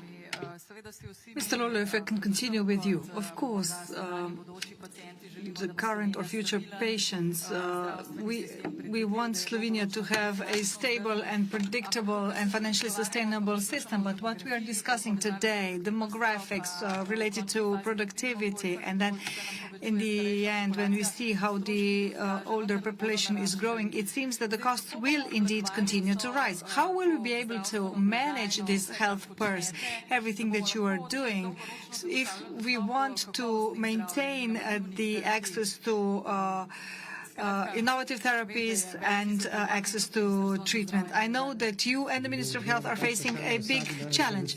Well, if I had an answer to this question, I would probably be sitting somewhere else, not here.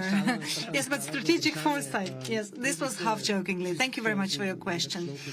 Because I try to be realistic as much as possible. It's not always easy. Of course, we have to work within certain boundaries that are there.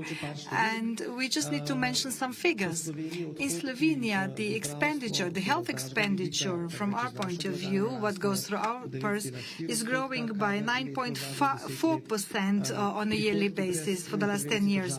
The revenues at the rate of 8.4% without any subsidies from the state, which means that we have a 1 percentage points difference on an annual basis.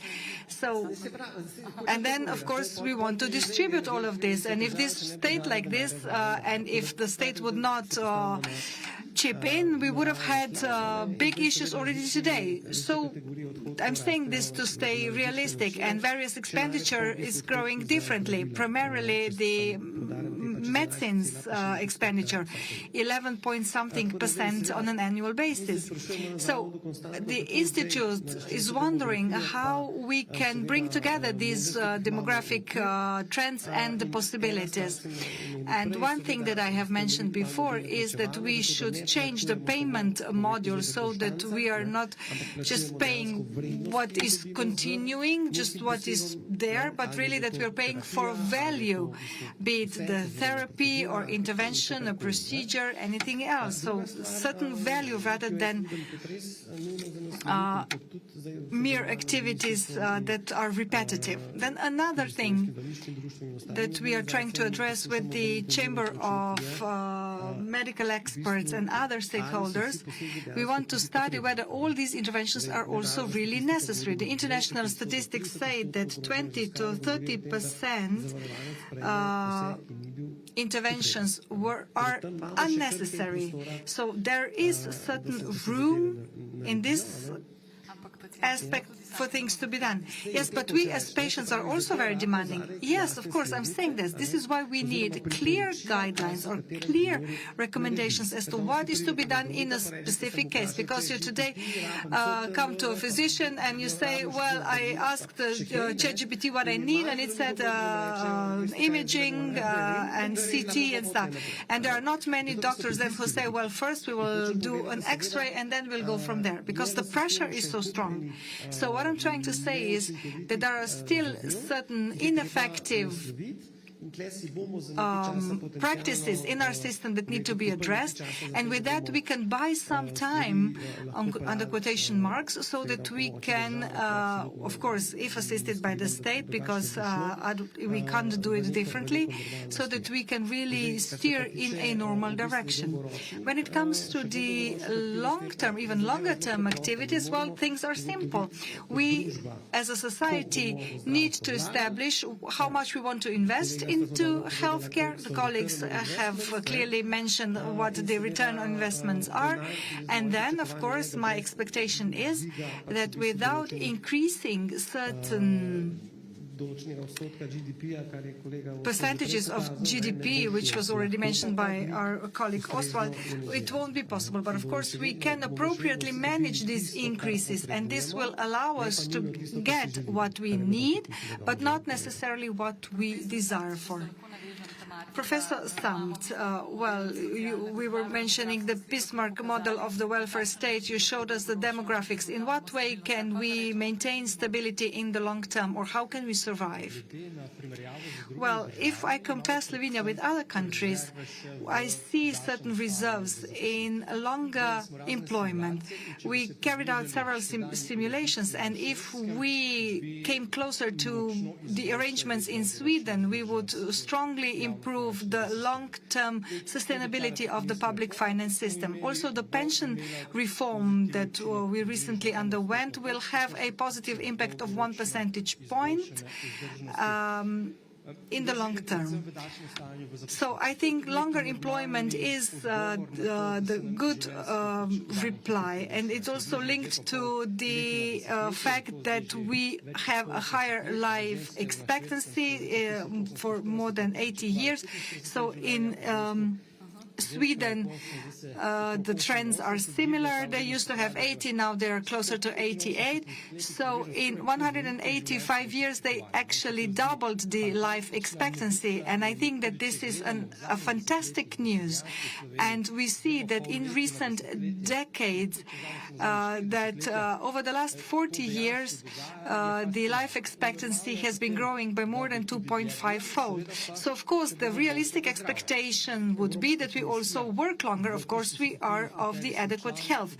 I am participating in the aging task force of the European Commission, and we are creating simulations for pensions and for long-term care and healthcare expenditure. And the assumption there is that half of these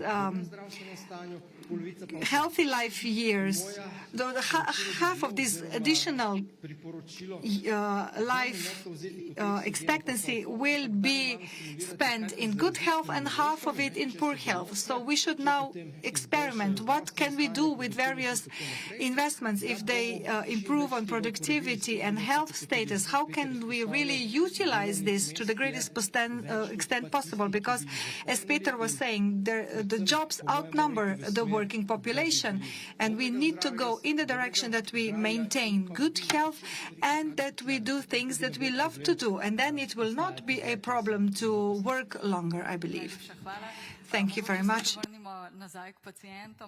Turning back to the patients, Mrs. Gregorič-Kramberger, you mentioned a very beautiful metaphor of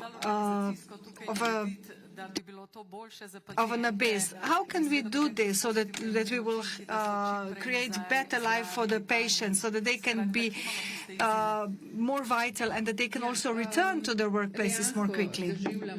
Yes, in this segment, we see this real abyss when it comes to old age diseases. Why?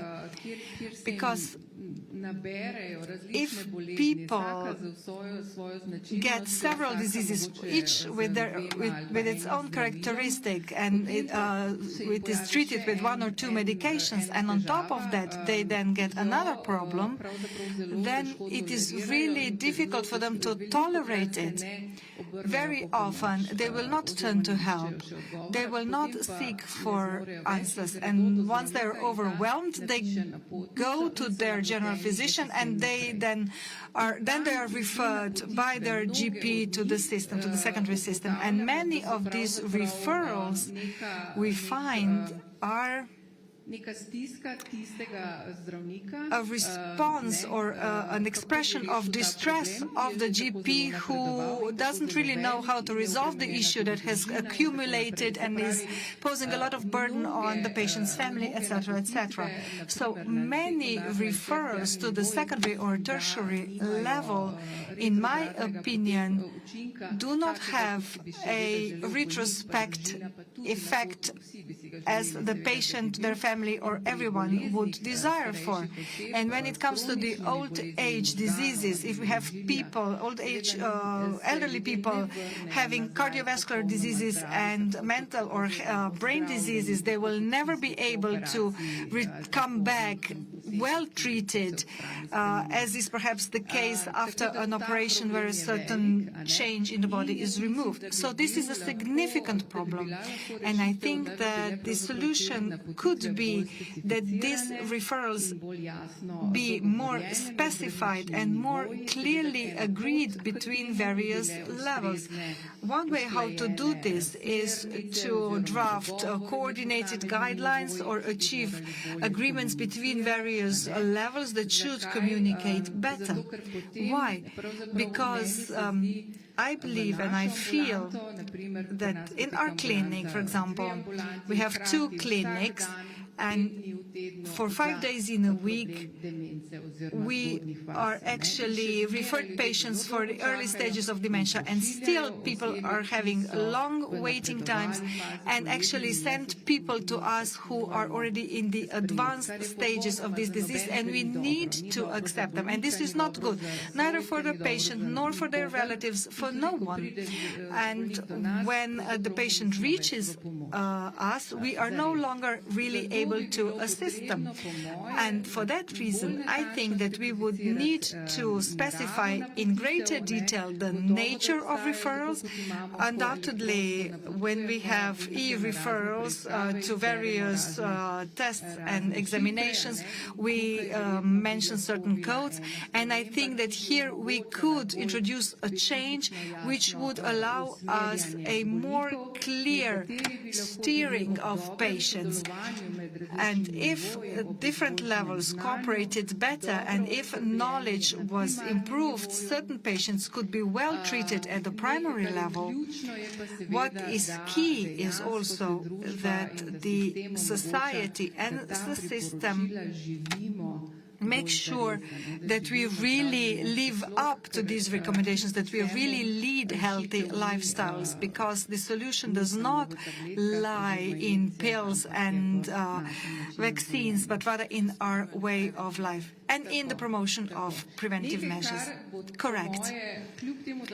And even though we are of such a small size, I think that we can really utilize certain tools, and I trust that these tools can play a major role also in Slovenia, for example, when it comes to brain disorders or some other disorders. So I think we should tap the opportunity of digital tools that can facilitate the work at the primary level and also help people so that they can differentiate who to turn to or who to refer the patient to, because the more the society knows about the issue, the more we expect, the more we desire, and many of our expectations can be unrealistic.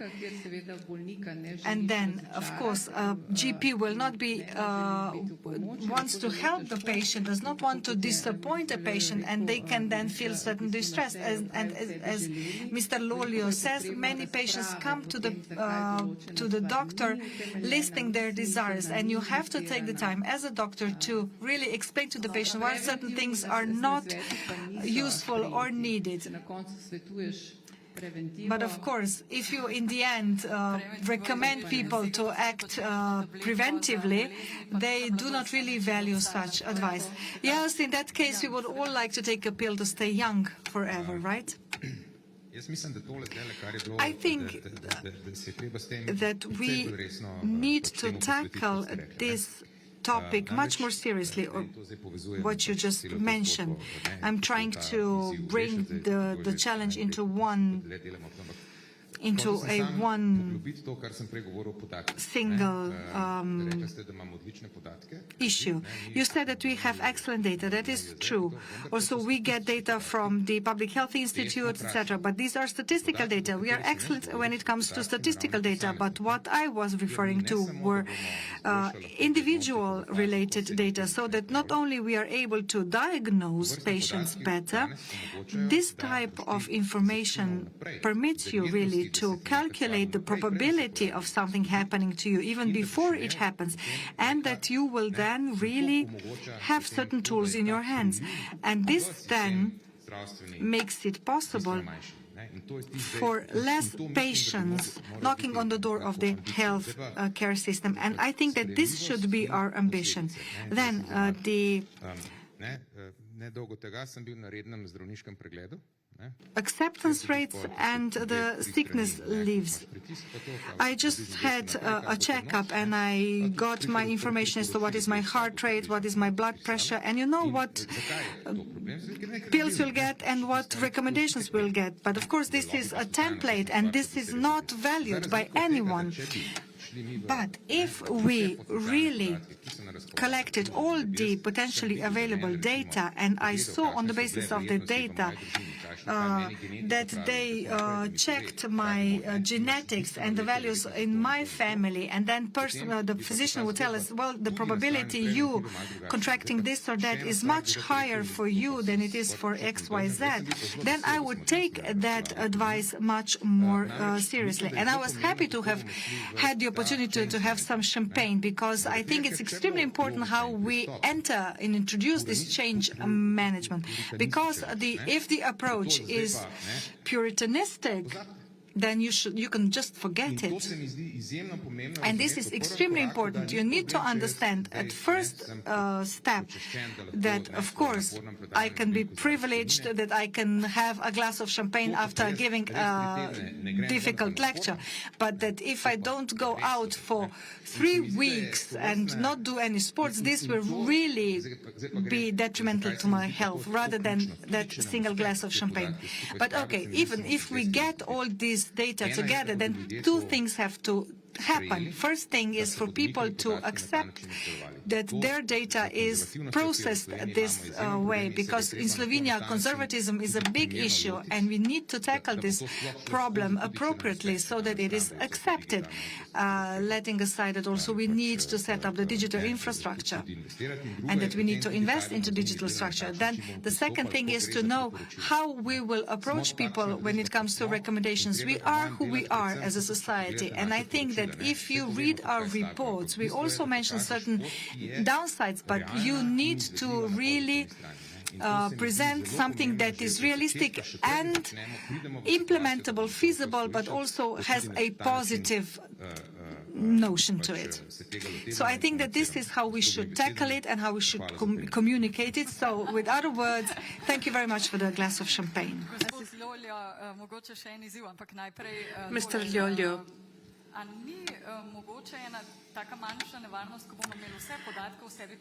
isn't there a danger to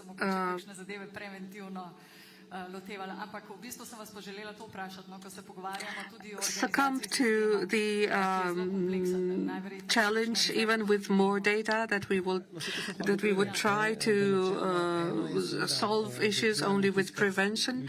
Well, yes, we need to always focus on what people need. Perhaps I would just like to add my colleague who spoke about the gap between the primary and the secondary level. But a lot of things are happening in this field as well. This year we managed to implement a good e-consultancy with doctors. So this is a system whereby a general practitioner can first ask a question or can make a consultancy with a specialist before he or she refers the patient to a secondary level. And we also started to work on the guidelines or recommendations. So much about what is going on. Now, Petra, you are trying to make me say productivity. You are trying to make me say that hospitals and doctors should do more, should work longer. Well, what we actually see is that the number of doctors in the system is growing. It's not falling, but the number of treatments does not follow this rise in figures. So I am not a manager of a hospital, so it's difficult for me to judge this or comment on this. But if in the past we were able to do more with the same number or with a lower number of doctors, we see that the situation is now quite different. We are not at the levels that we had before COVID, while the number of doctors is growing. So personally, I am in favor of the regulation not at the level of the state or by the state, but at the level of the hospitals themselves. I think we should leave this to the hospital managers, because this would create a healthy competitiveness, and we as an Health Institute of Slovenia would be able to negotiate prices. Now we can really negotiate well when it comes to medicines and medical products, but the payment for the cost of services is legislated, so it is written in the law. So I think it would be really good for us to introduce a healthy competition in the health system, and this refers directly to your question.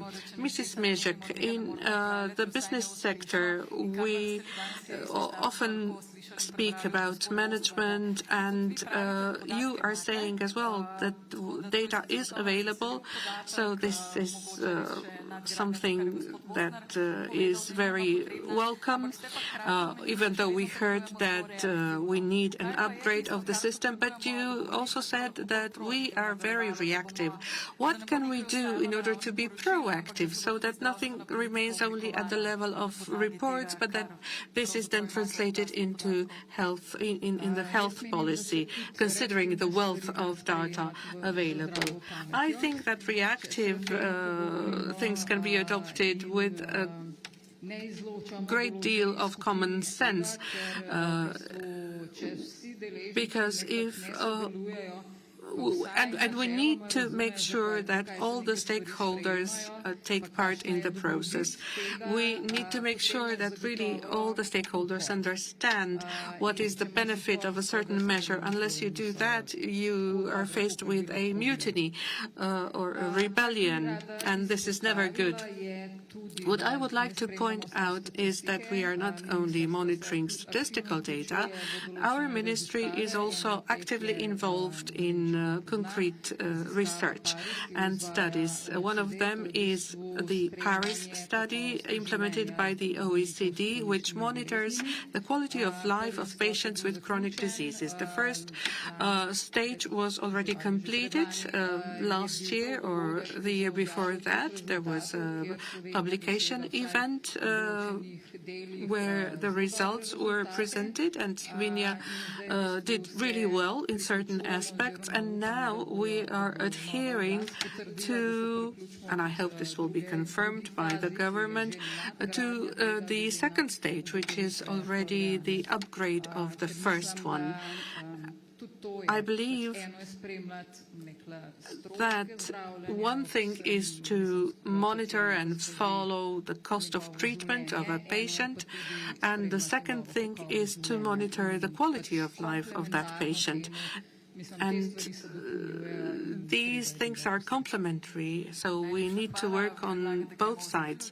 Thank you very much. I suggest we go to the last round of this roundtable discussion. Mr. Frangish, we heard a lot about the current situation, and how do you see the prospects for the future? What do we need to do in order to make sure that we have enough investment in order to have a healthier, more agile society?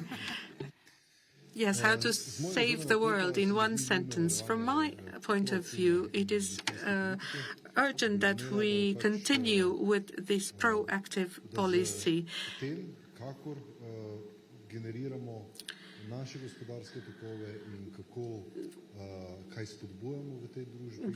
We must understand that when we generate economic currents and flows, we also co-shape. By doing that, we co-shape our society.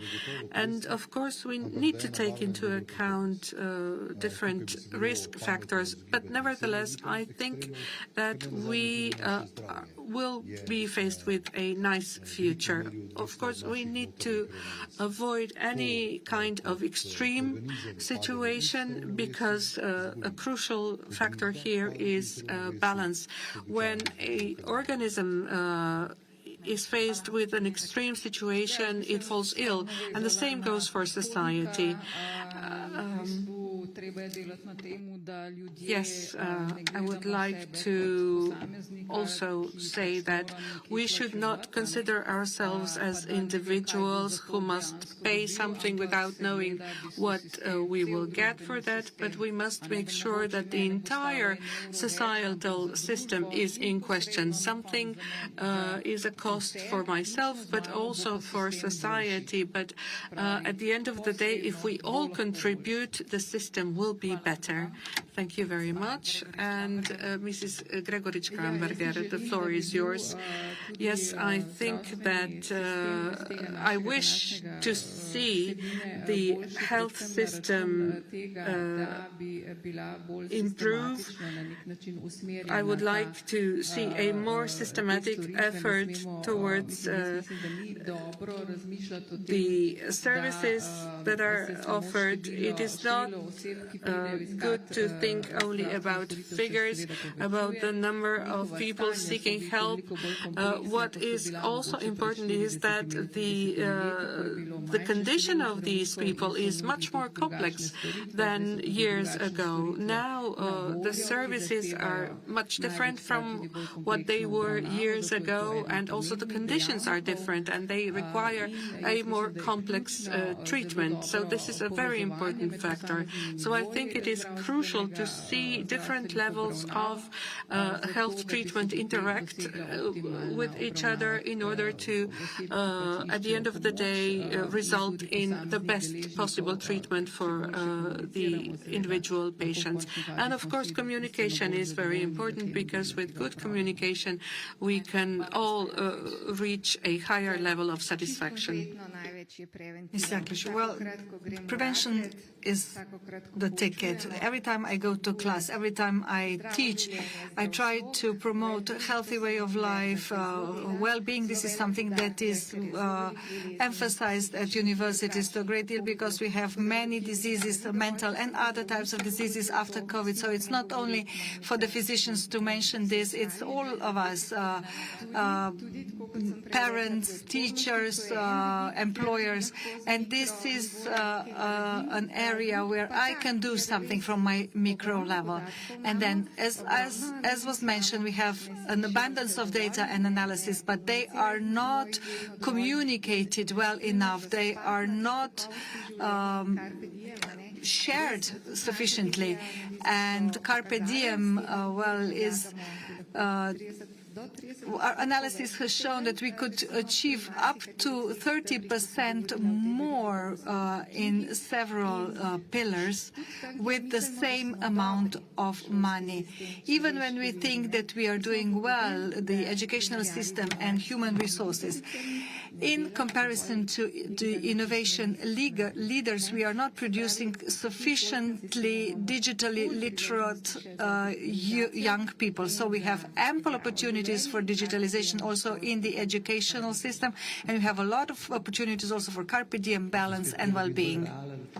I will try to be more realistic again, and I will use this opportunity. Perhaps some of the new decision makers are watching, and I will address this question and request that we namely get through the new amendment of the Health Services Act, so that this is done, and also that the responsibility of the insured is also increased in terms of prevention, that also the Health Insurance Institute gets the mandate to do the measures that it has done in the area of absenteeism also elsewhere. Well, I just thought of another question. Which letter are we at with the amendment of the Act? Is it U or Z? I think it's U. You will know. It's really incredible. I have a very modest desire and wish. Please, let's agree on something and let's keep to it. Mr. Sand. Well, based on our calculations, everything points to the fact that prevention is best, and also that highly efficient drugs can be the first choice and a cheaper choice in the long run if they are used on time. For that, we need appropriate basis, neutral studies that will confirm this. When it comes to prevention and everything that is related, I have a 2-year daughter and a 0-year-old son, and when I see ice cream and stuff like that on the menu of the kindergarten, I get really upset. Can somebody change this? Because I have a problem. I say no sugar at home, but when they get to the kindergarten, there's so much sugar and so much dessert. I'm afraid that the response will be the same as with the glass of champagne.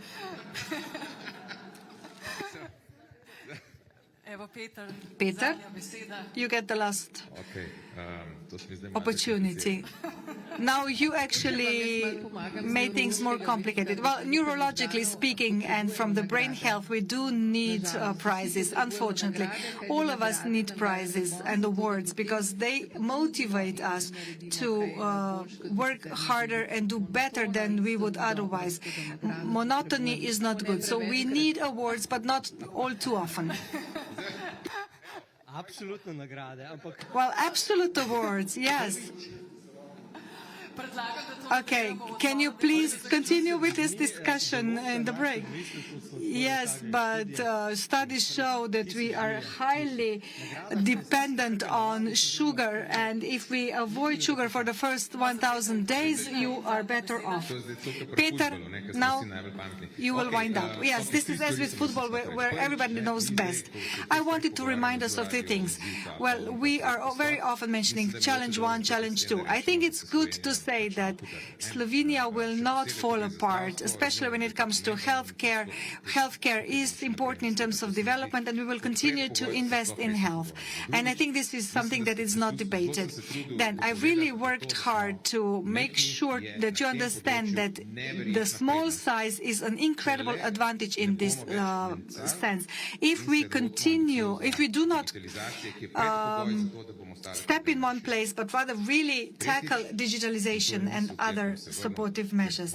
And then thirdly, and this is coming back to our development report, we started off by saying that the size of a nation is not measured in the number of citizens and square kilometers, but rather in its boldness and smartness and the positive nature. So I think that we have all the necessary ingredients to come to our final objective. There are Slovenes working on these advanced models. We just need to get this data aggregated, and I think that we can really get far, which should be our strategy. So this was an excellent winding up thought. With that, I would like to thank all the interlocutors, and I would like to ask you again to give them all a round of applause. Now, if you can just wait for another second, I would like to give the floor to Ms. Tanja Španiš from Europa Dona. You met this morning with patients' organizations, so we would really like to hear from you how you followed this debate. Thank you, Petra. Thank you all who are still here, and thank you to all excellent interlocutors. So I was making notes. To say by introduction, I also love figures, and it seems that I have used up on my trump card because I actually fell sick just when I started working again. So it is really great to it was really great to be here, but the patient organizations also had a meeting this morning, and we arrived at 3 very important conclusions that were confirmed today. Namely, the voice of patients is really extremely important, and we would like it to be more systemically regulated rather than having to do with the situation where we need to be grateful for interlocutors to hear us, because whenever you fall ill, you really see the system differently from those who create it. So we really wish that patient organizations and patient advocates serve as a bridge, as was nicely mentioned by Mrs. Milica. There is an abyss, but we as patient organizations are trying to bridge this abyss and break this gap closer. Then timely diagnostics, fast access and comprehensive treatment is what is most important. I think that figures are very convincing, which showed how important this is. And my own personal experience corroborates this, because every missed treatment is not only a cost, but is a person behind this case, and this is a much higher cost than the figure that is then shown on the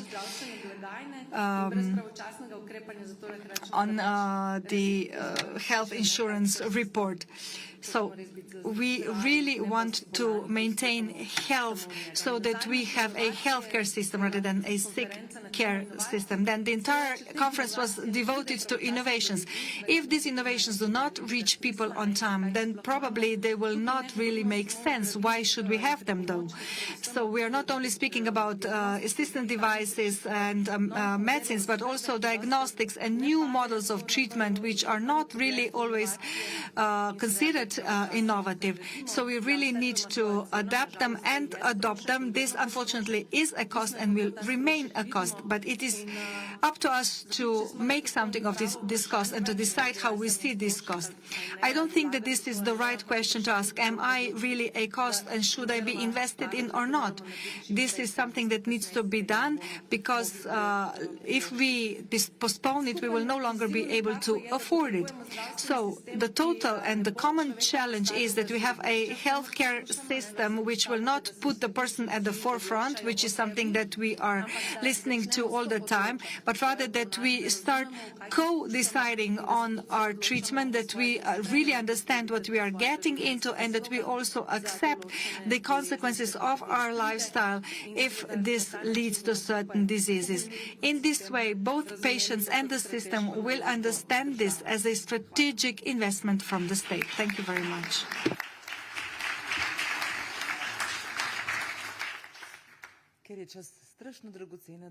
Given the time is really precious, and that we also heard a lot about balance today, I'm not really...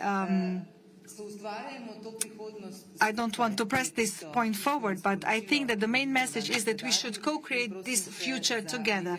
This is the message that we want to pass on. And now I would like to give the floor to Ms. Barbara Stegel, who is the General Secretary of the FarmaForum. Then she will put a full stop behind the 15th forum. Yes, thank you very much. It will be a small full stop. I won't take too long. I always get the floor last, but we always have to say thank you to everybody who has participated. We are concluding the 15th strategic conference, The Value of Information and Innovation. And today we heard through this dialogue many very valuable things for our future. We were challenged with excellent keynote speakers, so we got a lot of food for thought, and that we will carry with us. I would like to thank everyone who has cooperated with us for the last 15 years as partners, as speakers, as audience, and I would like to thank all the teams who for the 15 years have worked on my side so that this conference was a success and that it brought us to where we are today. And I think that we today really have a very beautiful and constructive dialogue.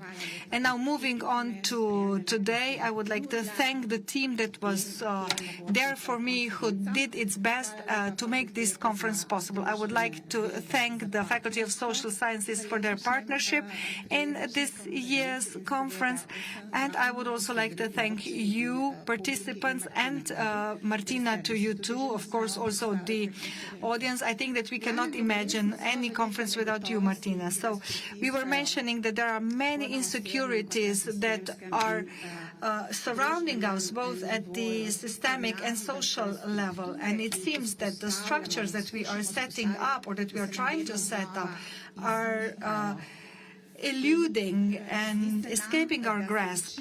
And it seems that we are learning about the fluidity of this structure.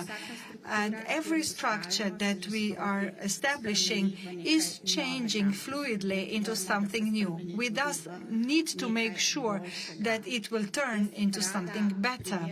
I like to compare this situation and our time with trying to maintain balance on a running horse, and I saw how well they do it in Mongolia.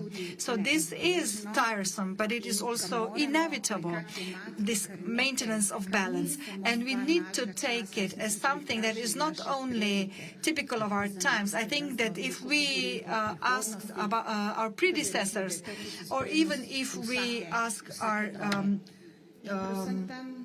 children and those who are coming after us, that they will say the same. Time and wisdom are the only basic capital that we have, and we are obliged to invest this basic capital in such a way that its return will be as positive as possible for the future that we wish to imagine or that we wish to realize. Of course, I also tend to become nostalgic on opportunities such as today. And when I look back into the past, I imagine that there are certain new insights, and that new insights and the new technologies brought progress, including fire, the steam machines, the pulley, contraception, antibiotics, telephones, artificial intelligence, etc. All these investments into progress, into health, into healthcare, and into new technologies are worth their while, it seems. And despite all mega trends, I believe that we will keep them also in the future. Very often, of course, we have a feeling that we are surrounded by many artificially created conflicts, and this is partly true, and that there is a lot of entropy around us. The entropy is a measurement for disorder in space. So peace and balance are extremely precious. We spoke about balance a great deal today, and these have always been values of humans. Apropos this, I would like to share a positive story. Namely, already Einstein found out that there is a force in the space that is opposite to entropy, namely syntropy. And scientists claim that syntropy makes sure that natural processes reach a higher level through the phase of chaos. And astrophysicists claim that syntropy actually comes from the future through a bent temporal space to contemporary times and makes sure for the transformation of matter and awareness. And this was actually proven by Slovenian scientist Andrej Detela.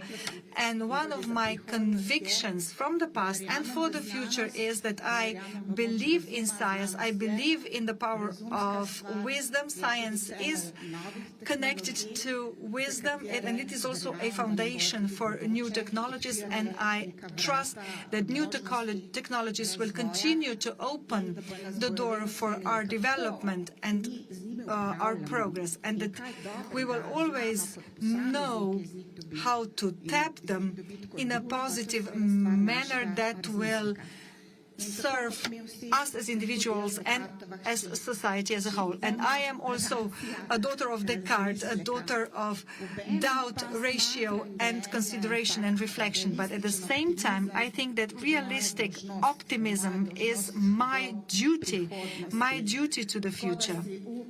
So I dare say, at the conclusion of this 15th strategic conference, that we need to count on the common sense, on our endeavors for peace, or our efforts for balance, and that we need to count on cooperation so that our ideas for potential future can be realized. Thank you all. I wish a lot of syntropy for all of us. And now I would like to invite you all for another glass of champagne to the next door room, and perhaps a small cake on top of it.